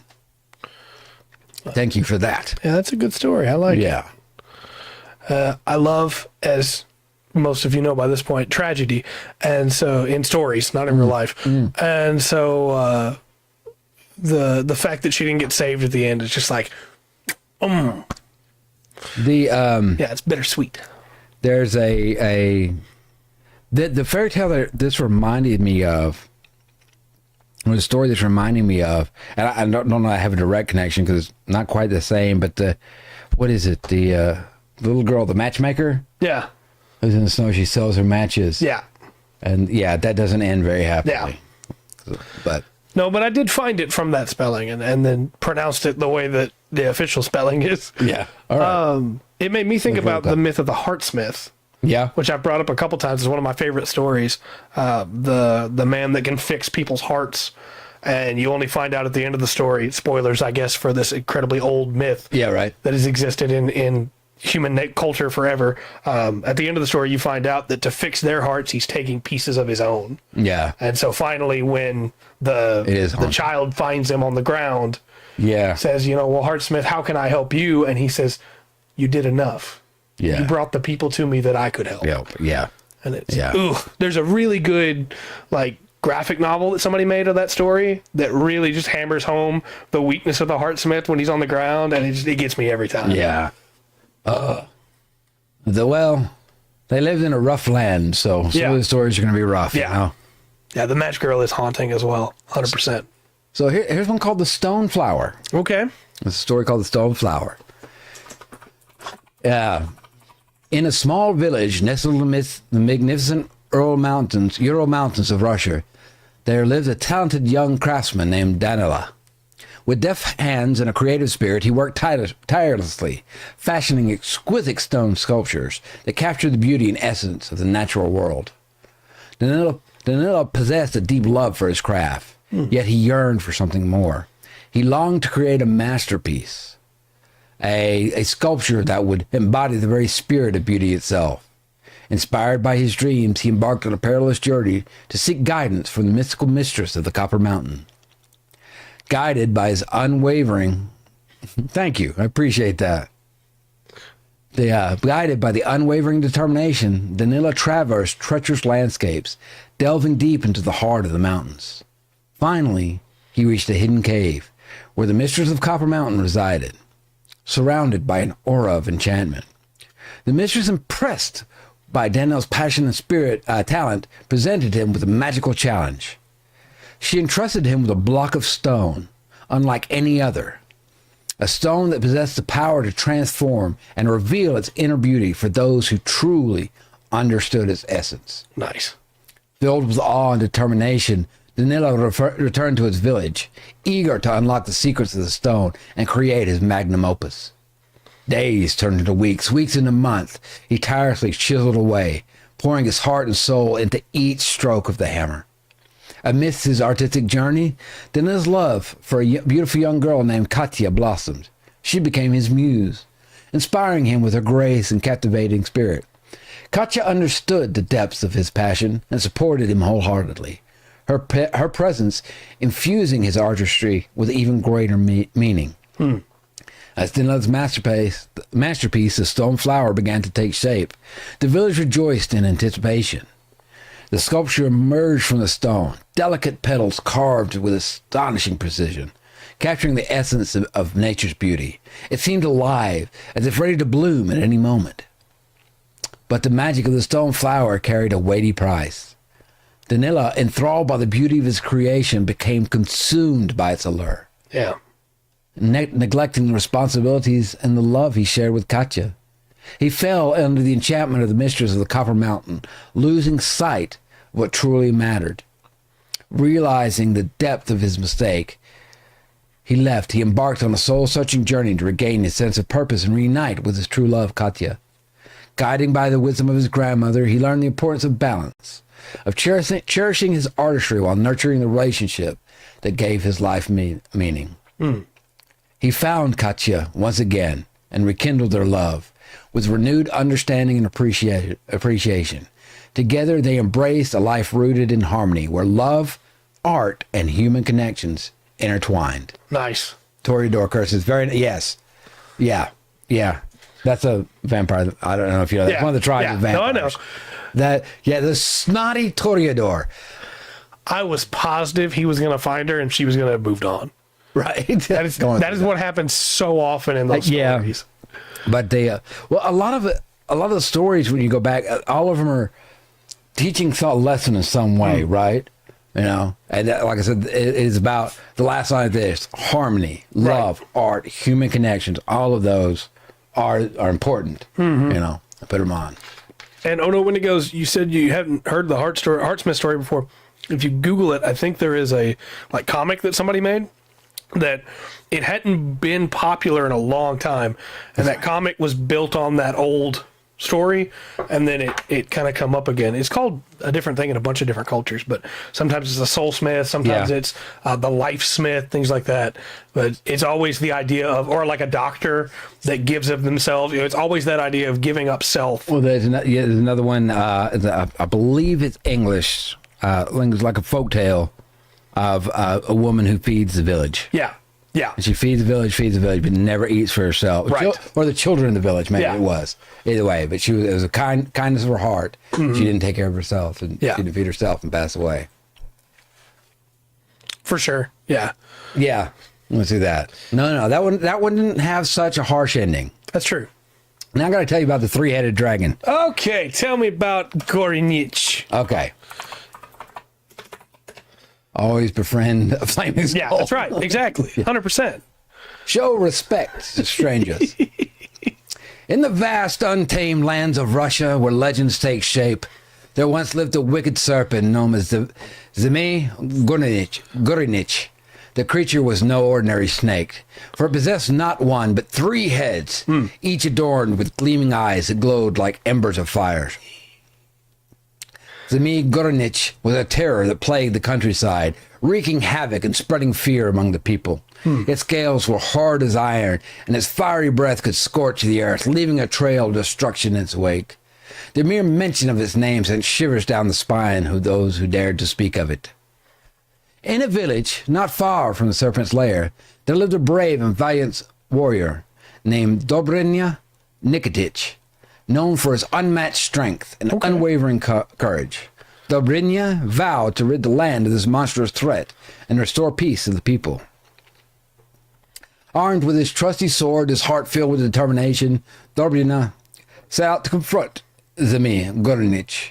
He ventured into the treacherous wilderness, guided by the wisdom of his ancestors and the hope of victory. Soon he found him, and a fierce battle unfolded. The ground trembled beneath the weight of the serpent's massive coils, the air filled with a stench of sulfur. Zmy Gorinich unleashed its fiery breath, engulfing everything in its path, but Dobrynya stood firm, undeterred by the onslaught. With each swing of his sword, Dobrynya Dobrynia struck at the serpent's head, fighting against the odds with unwavering resolve. The battle raged on, and the clash between man and beast echoed through the land. In a moment of triumph, Dobrynia landed a decisive blow, severing one of Zemigornich's heads. But to his astonishment, two more sprouted in its place. The warrior's heart sank as he realized the magnitude of his task, a true test of his strength and determination. Yet he was undeterred by this setback, and he gathered his resolve and devised a clever plan. He called upon the aid of a wise sorceress who provided him with a magical potion. With her guidance, he learned the secrets of vanquishing the serpent once and for all. Armed with his enchanted elixir, Dobrynia returned to face Zemigornich. He lured the serpent to entrap, and as his head lunged forward, he swiftly poured the potion into its creature's gaping mouth. Instantly, the once fearsome serpent writhed in agony, its strength waning with each passing moments. In a final act of bravery, Dobrynia struck the decisive blow, severing the remaining heads of Zemigornich. The land trembled, and a sense of relief washed over the people as they realized the terror was vanquished. Dobrynia Nikitich emerged victorious, and he was hailed as a hero throughout the land. His valor and unwavering spirit had conquered the mighty Zemene Gornich, and his name would be ever etched in the annals of Russian folklore. Nice. Yeah. Good job, man. Yeah. Like that one. That was classic, right? That's just straight up you're fighting a hydra or a dragon. That's great. Yeah. I do have to tell you, there's a movie about this as well, of course. Excellent. Animated movie. Dobrynia Nikitich et te Dragon Gorinich. Okay. And also, Dobrynia Nikitich is in Fate. Roll this back to our previous conversation. Oh, God. Back to where Fate. he's been turned into an anime girl and has a giant axe. Okay. So, and all I'll say is the internet really seems to like her. So, it was not, in fact, easy. None of these are inside. The worst one, the hardest one by far is, I know the one that I bet you the most was the Aztec names, because some of them, there's no reason for a name to have 40 letters. Yeah. I don't know why they did. Look, Tezcatlipoca and Huitzilopochtli are good. Everything after that is like, Right. yeah, they just like her axe, 100%. Yeah. Absolutely. Okay, and I had to go back, and I've got the Slavic around this the creation story, and it kind of goes, but it kind of mentions something kind of weird, and I think it sees how cultures come across. Anyway, I'm going to tell the. Okay. I shall now unveil the mythical creation story of Russian folklore. Okay, so in the beginning, there was nothing but a vast dark void. Gone over that a few times. Yeah. A boundless expanse where time and space had yet to take form. From this emptiness, emerged a cosmic egg, known as the world egg, or cosmic egg, Okay. which held within it the potential for all life and creation. For ages uncounted, the world egg floated in the void, until one day it cracked open, birthing the primordial forces that would shape the universe. From the shattered shell, the heavens and earth were formed. From the fragments of the world egg, a divine being named Rod, the supreme god, came into existence. Rod possessed immense power and wisdom, and he became the creator and ruler of all things. With his divine breath, Rod brought forth life and order to the cosmos. As Rod looked upon the world he had created, he desired companionship and sought to bring forth beings who could appreciate and celebrate his beauty. Okay. From the depths of his imagination, he conjured forth countless deities, spirits, and creatures, each embodying different aspects of the natural world. Among the beings born from Rod's divine imagination were the gods of the elements, the thunder god Purin, the sun goddess Sonist, the moon goddess Mesetis, many others. These deities governed the forces of nature, ensuring balance and harmony within the world. As the earth flourished with life, Rod decided to fashion the first humans. He took clay from the earth and molded it into the shape of a man and a woman. With his divine breath, he infused them with life, endowing them with intelligence, emotions, and the capacity for love. Thus, the first human couple, named Adam and Eve, stepped forth onto earth and trusted with the stewardship of the world and its creatures. They were to live in harmony with nature, honoring and respecting the delicate balance that Rod had created. And so the world thrived under the watchful eyes of the God and the loving care of humanity.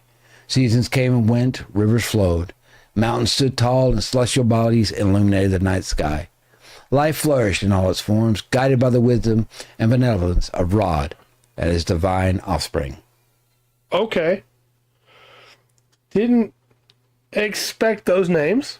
Adam to be and Eve? honest. Yeah. Okay, let me give you let me back this up a little bit. Okay. Adam and Eve. Yeah. Adam means dirt. Right. Eve means first. Yeah, no, I get that. I just Right. expected, So he took the dirt and made dirt. Right. And then so men are dirt. Right. Yeah. No, Women are first. We can all agree that. But no, all right, Maria Ammonia. But I don't know. I expected Russian names, I guess. Yeah. Going through.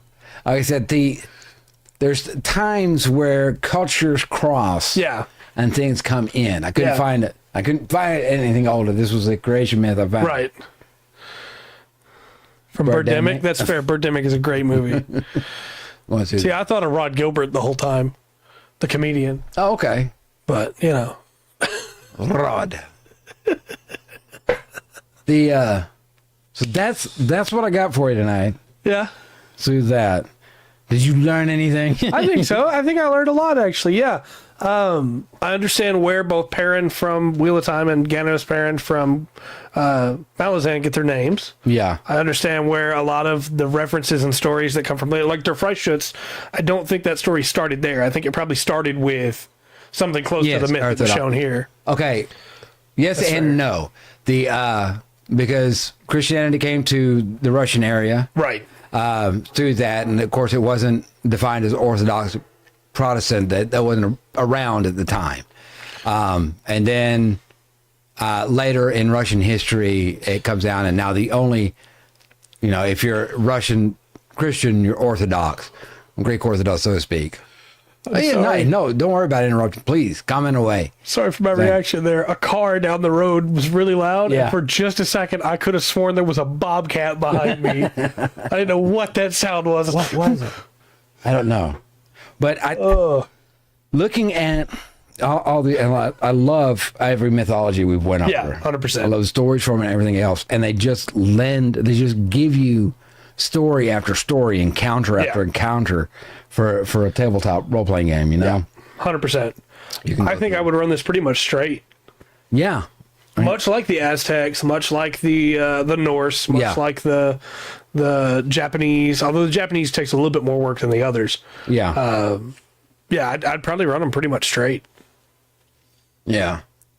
I like the crossover. The pantheon, where you have these gods that are there's one at the top. Yeah. There's one at the top, and they create the other one some form or fashion and go through. And like in this one, you have Rod. He ends up creating Svarog, the god of the forge craftsmanship, and he makes a lot for it. Yeah. And going through that.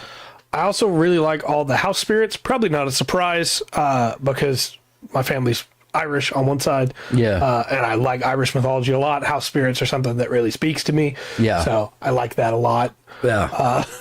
Well, home and hearth spirits, because my search is filled up, Right. with myth stuff. I get stuff from other, but home and hearth spirits seem to come up quite a bit. I'm sure. And you even have certain forms of it.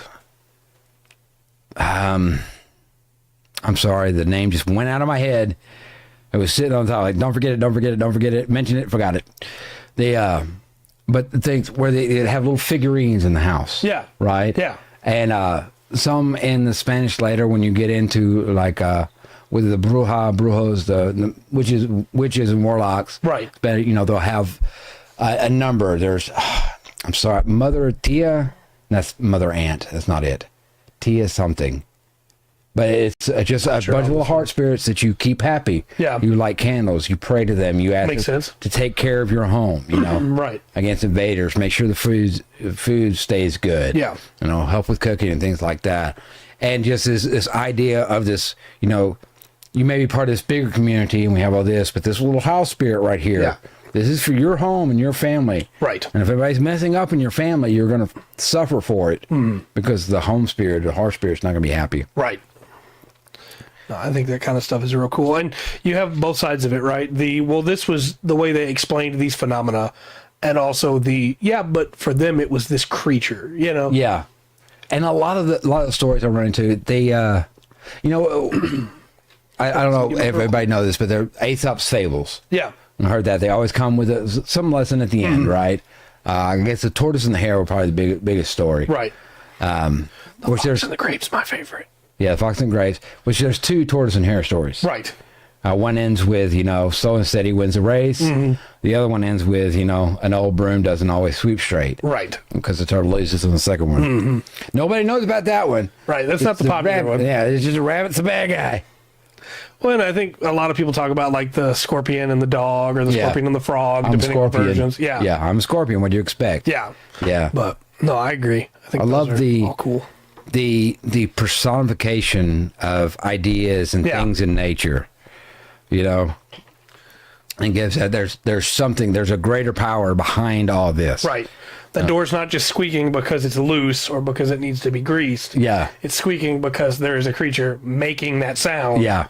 When the door opens and closes, because it doesn't like the hot air or cold air or whatever. Yeah. And you know, maybe you feed it grease to get it quiet, and that's the sacrifice. So the fixing and doing stuff around the house, that's all little sacrifices you give to keep your home spirit happy. Right. You know, and luck it. My home spirit's probably not very happy right now. I'm just saying. But No, I like what we looked at here with the early Russian mythologies. I think it's really cool. yeah, sit back and like I said, there's because of as far as the people stretch, you know, there's a lot of Slavic stuff in here. I know it was a Russian because that's where we were digging to get this information. Is in Devil's Carnival? Okay, sounds about right. Yeah. That's made by the same people who did Repo, the genetic opera, right? Is that the one I'm thinking about? Devil's Carnival? It's a musical. Not sure. Not Repo Man, but Repo the genetic opera. Yeah, Repo Man's very different. Yeah. No, it's the same story. It's just not a musical, and it doesn't have Joan Jett, so it's not near as good. Yeah, it's very different. What was your favorite creature or person covered today? The one that stood out to me and just gave me an eerie feeling, it was Chernobog. Yeah. Just because it's so closely related to Chernobyl, I know what happened there. Right. I was like, why would you put a nuclear reactor in a place named closely to the god of chaos? Yeah. You know? I agree. But Chernobyl got that. I should have got stories for the other ones. I love going over the stories and seeing there, and all the mythologies are like, hey, once there was a void. Yeah. You know, always starts that way. It always starts that way. There was a fascinating. Void, you know, and the void was a Garthan. Yeah. And I didn't. No. One of these days. Yeah, we're good. That's a different thing entirely. And of course, a lot of these I know, and a lot of them I know from second edition D&D. Yeah, right. I got a lot of that. The same story as Rebellion. Yes. Yeah.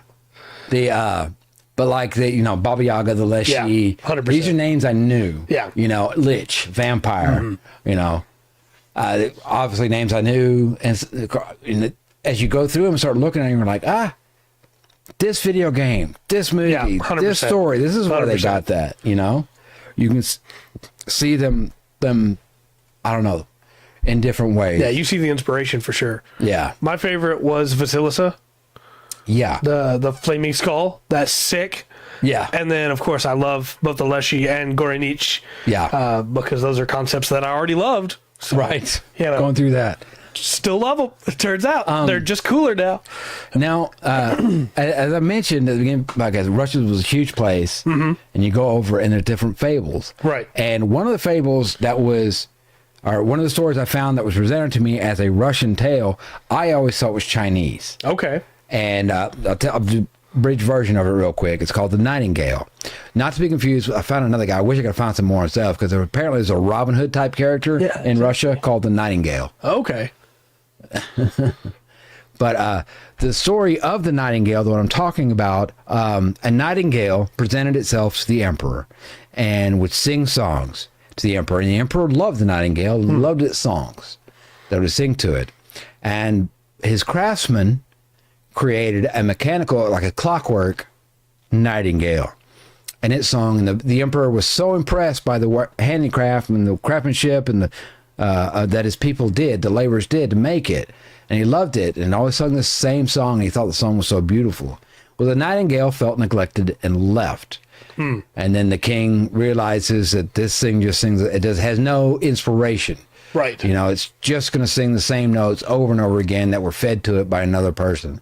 And then he goes through a whole thing getting the other nightingale back, the real one. And I think in some tales that, you know, he never finds it again and dies suppressed. Of course. And then in other ones, it's like, yes, he gets it again and will never allow anybody to make an animatronic of an animal again, so to speak. But it's a huge place. And I guess it really kind of goes with anything, because, you know, I stand by that there is stories in every culture. Yeah. It's one of 100%. Not to start a political session or anything, but it's one of the things I have when they do like race swapping and things like that. Yeah. Don't really have a problem with that. I'm just wondering, why not go get the other stories? Yeah, 100%. You have a story from all over the world. 100%. Do all kinds of people. Anywhere we can throw a dart and stick it, if there was humans living there, they have tales, they have stories. Yeah. And once again, we had a story of true love. You know, that comes up. That many things that are similar among every human. I honestly believe, you know, the 52 Victorial, what I say, right? Yeah. We are all such individuals. There's nothing been in the universe like us and never will be again. We are all individual snowflakes. We're just all made out of the same dirty water. Yeah, 100%. And I think these mythologies and things like that really kind of drive that home for me. Well, you see stuff come out like Moana, right? That makes huge numbers, and people go, man, I didn't realize that the mythology of like the Hawaiian Islands and stuff around there was so cool. And it's like, well, of course it's cool. Yeah, it's really cool. Like of course it is. But we're not telling those stories. We're just retreading the same ground over and over again. Yeah. Instead of trying to introduce these cool other stories that could be told. How often have you seen a dragon fight where it's just a guy and a singular head dragon when that thing could have 3 heads? Right. Tell the story of... The 3-headed dragon? Well, I remember it, Sam. I'm trying to remember the guy. Let me get down here so I don't... There's a city. There's Firebird going past that. Past the Snow Maiden. Past the Snow... Look, I'm almost there. Oh, I did pass. I went too far. Dobrynya Nikitich. Okay. Yes. Have him show up. Fight a 3-headed dragon. Yeah, That'd be sick. That's how he fights them. And, you know, he doesn't... It is, you know, he's got the bravery. He can stand in the fight and survive. He's fighting, but he can't finish it without help. Right. He can't finish 100%. it without the wisdom of the sorceress. Yeah. It's like, hey, you got to do this one extra step, and then you win. Well, and I know I joked a lot about Fate tonight, but it's crazy how that is an anime, video game series, manga series that is not afraid to go, hey, let's talk about those stories. Yes, they change almost all of them into cute anime girls. Well, Smite. Yeah, 100%. Smite's got all kind, you know, a lot of these creatures are names from this, right? Yeah. Going through there, and it's just like I said, I love stories. Yeah, I love all the kind of different stories, and there's so many to tell. We could do this podcast for 1,000,000 years. Yeah, we'd never tell all the stories. You know, a lot of them would sound similar. Yeah, a lot of them would cross over. A lot of them would deal with with you know, human things. Yeah. Harmony in nature comes up. Oh yeah, you know, everywhere. Yeah. Hey, nature is great. It gives us life. It is also can be extremely wicked. You must be in harmony with it to know the balance there. And this is the way they taught lessons. This is the way they taught, you know, very important things. Yeah. had their children understand why they needed to clean their house, why they, don't go into this part of the forest. Right. They had tales for that, stories. They're brave. You need to be brave and things. They tell the story of the Dobrynia and Nikitich. Who was brave enough to fight it and saved the land. That. But 100%. I got a little bit further. I almost got enough for the end. Yeah, to get almost. Us tonight. But that's okay because we do have a little bit of news tonight. Yes, you said yes. Let's talk about it. While we're covering that, chat, be thinking about where you want us to go next week. Still a lot of options on the table. Yes. Basically, the whole table is still on the table. So be thinking about that while I tell you about this news. There's a new Pathfinder 2 ebook coming out. It's going to have 6 new races, 6 new ancestries. One of them is Centaur and one of them is Minotaur. We don't know what the other 4 are going to be like yet. Oh, no. I'm assuming they might be more like Tor style things, so like a satyr maybe, or a leonin, because they have cat folk right now, but they don't have lion folk or anything like that, or jaguar folk, So I assume it's going to be something like that, but who knows? There's 4 more slots to come. There could be just about anything. Yeah, but we'll have more information about that. And I wanted to mention as part of that, chat, we've talked about this on the back end. We don't have any plans right now to go back to just covering a book every time a book releases. We're not just going to, hey, we're talking about playing Pathfinder now, more Pathfinder news. We're not just going to start covering every Pathfinder book with the level of detail we were covering D&D books. Because we're enjoying talking about mythology. Yeah, I prefer this. I do too, 100%. If some cool stuff comes out, news-wise, we'll still talk about it, and every once in a while we can still talk about like, hey, this book came out, and it's got this really cool section I want to read off real quick. But we want to focus on this right now until we've covered it to everybody's satisfaction, and then we might just move to fiction and talking about fiction, because we're going to be on this for a while, but, Okay. a lot of good stuff. So we got a lot of places we can go. Mm-hmm. You mentioned Hawaii, the Polynesian, right? Yeah. Oh, that'd be great. We can do that. Yeah. I'm good with that. We can move to England, Ireland, Scottish, around in there. Right. We still have Chinese. Africa, yeah, we still have Chinese. Africa is huge. Yeah. Absolutely massive. Haven't touched it yet. All different countries. And whatever country line you outline, you can double down on it and go even further because there's all different tribes in there. And Egyptian, Persian, Greece, Indian, Native American. Yeah. Icelandic, which is like Norse, but a little bit different. Yes. I know they have that. I might have got my little sauna guy mixed up. It might be from Iceland, yeah. Yeah, no, I know this is a Russian one, but the Icelandic one might be the one for the marriage ceremony. Yeah, it might be. And I don't know. But I'm trying to decide on what I do in case we don't get any ideas. Input. Chat, this is your chance. Let us know what you'd prefer. I'm pretty much open to anywhere, honestly. Yeah. At some point, I know we're not covering it right now, but at some point, I'd really like to talk about like cryptids. Okay. I think that would be a fun one too. Like, how do you run these in your campaign? Yeah. But we can do Inuit. What are we doing, y'all? Some good options. I know you're there, Chad. I can see you're still watching.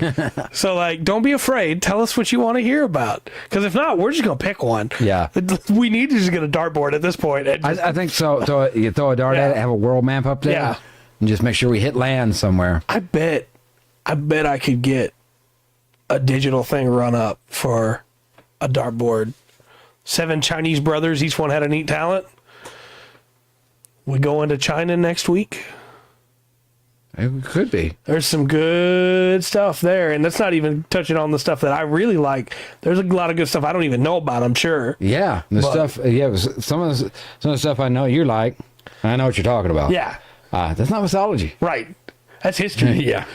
So that's history. That would be a really fun, once we're through mythology, that'd be a really fun episode, though, of how do you run a warring states period. Yeah. That's all over the world as well. Boomba. The Kubo tribe myth is a member one. That's fair. What was that? Mambo Boomba. Kubo tribe. Okay. I think that's the second vote for Chinese right there. Okay, I'm gonna put down Chinese. Once again, there is a time period in Chinese history which I cannot spell. Chinese. There we go. Chinese mythology. What is it? The first age of China with the what dynasty? Oh, don't get me to lying. Jing. I can pull it up real You quick. go back. You go back to the Romance of the Three Kingdoms. Yeah. You got 3. Right, because that ends in the Wei. Yeah, and Wei, but you got 3, and then you go back before that, and there's 2. And before that was the Han. Han, and then before that one is I think it's the Jing dynasty, and it's most of what we know about that is mythology. Right. From that is these fantastical tales. Earliest recorded history is the Xia. Then it's the Shang. Then it's the Zhou. Then it's the Qin, which is where the Warring States really starts there. It's just, after that you get Yellow Turban Rebellion. Because then you have the Han. Right. The 3 kingdoms of Wei, Shu, Wu that ends in Wei that becomes Jin. And then from there it goes to Sui, Tang, Song, Yuan, Ming, Qing. The Meat Lake. I'll see if I can find it.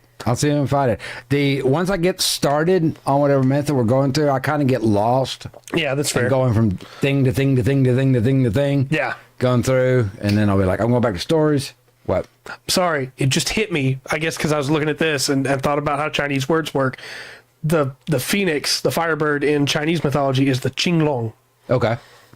So it's there. Yeah. It's there. Yeah. Let's do that.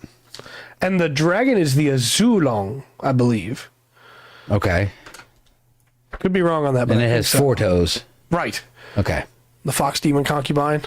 Oh, yeah. Yeah, they're a little bit different there. In Japanese mythology, sometimes they can be nice. There's a oh, and you're going to find a crossover in some of those for Chinese and Japanese mythology. With that. Okay, Chinese mythology. I'm good. Awesome. That's what I'm set on. That's what we're doing. Next week we're going to talk about Chinese mythology. Guan Yu, unfortunately, or Lubu. We could, though. We could. That's history. But that's, it's also become legend. And I will try to find. Yeah, there are some legends from that. The guy shot flaming arrows. He did not set. Yeah. He did not conjure the wind to keep the fire. Anyway, that's a whole different thing. That was my boy. That was Zhuge Liang. Yeah, okay. Yeah, he turned the wind with his fan. Yes. And he also invented wheelbarrows. So, clarify, he did in fact invent the first Chinese wheelbarrow. Okay. That is history. The fictitious part of it is that he also created flying wheelbarrows. Nice. That's where it becomes legend that he was able to do that. So, good job. Well, I got to find the one about there was a guy in China. He was going to fly to the moon. He figured out he was going to fly to the moon. Yeah. He was going to go to space, right? And so he strapped all kinds of fireworks to a chair. Yeah. He sat down in the chair and lit them. Of course, there was this huge explosion. Yeah. Stuff flying everywhere. And when the smoke cleared, he was gone. Yeah. So they're like, yep, he made it. Yeah, he flew to the moon. He made it. He made it everywhere is where he made it. Do that. Look, don't get me talking about Chinese history for the Warring States period. I know people don't call it Warring States a lot of times because they're used to Dynasty Wars. That's the official historical record. Yeah. It's called the Warring States period. I know that gets confusing because the U.S. has had one of those. And so has Japan. You know about the War of the Three Kingdoms also is what it's called. Right. Yeah, that's what people like to call it today because of Romance of the Three Kingdoms. Right. But history defines it as the Warring States period. Excellent. But because the Warring States starts in the Zhou and ends in the Jin when the Jin dynasty collapses. But all right, we wrote up 700 centuries ago. Yeah. I'm just saying, if you wanted to throw Lubu, among men, Lubu, among horses, red hair in there, you could.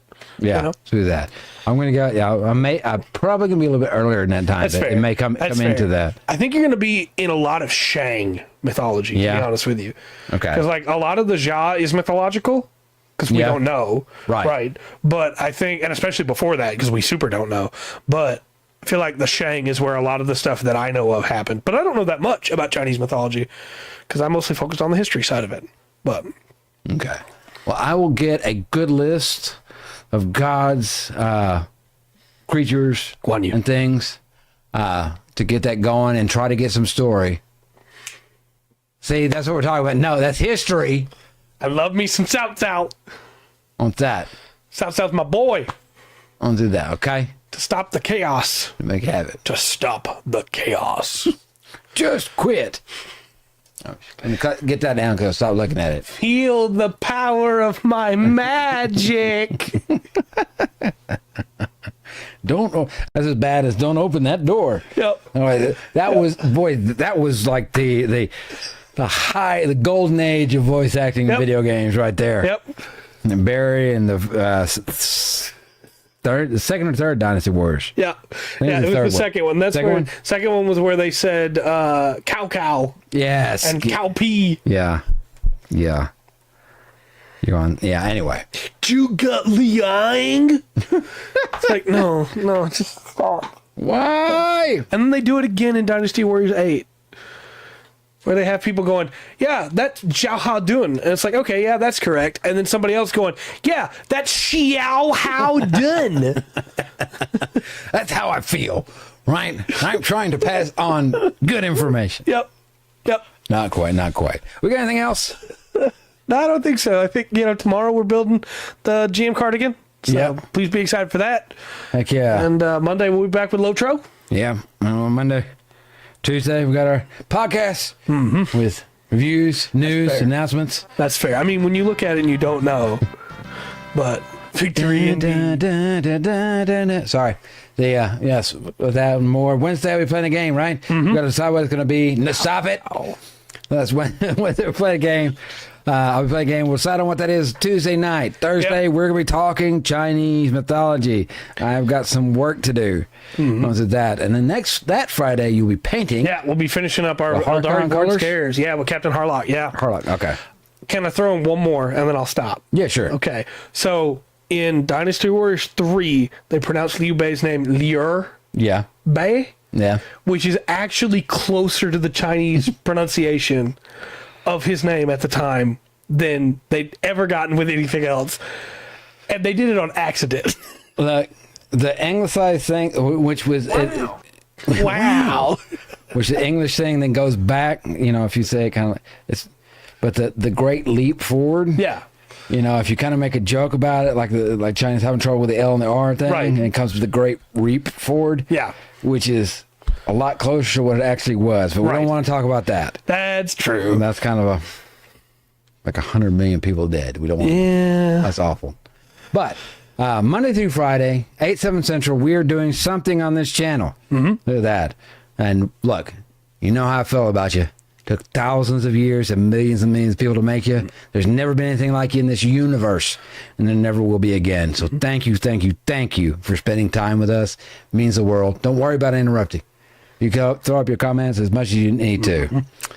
So until next time, I've been Rungren. That meant right. This has been the Full Spectrum.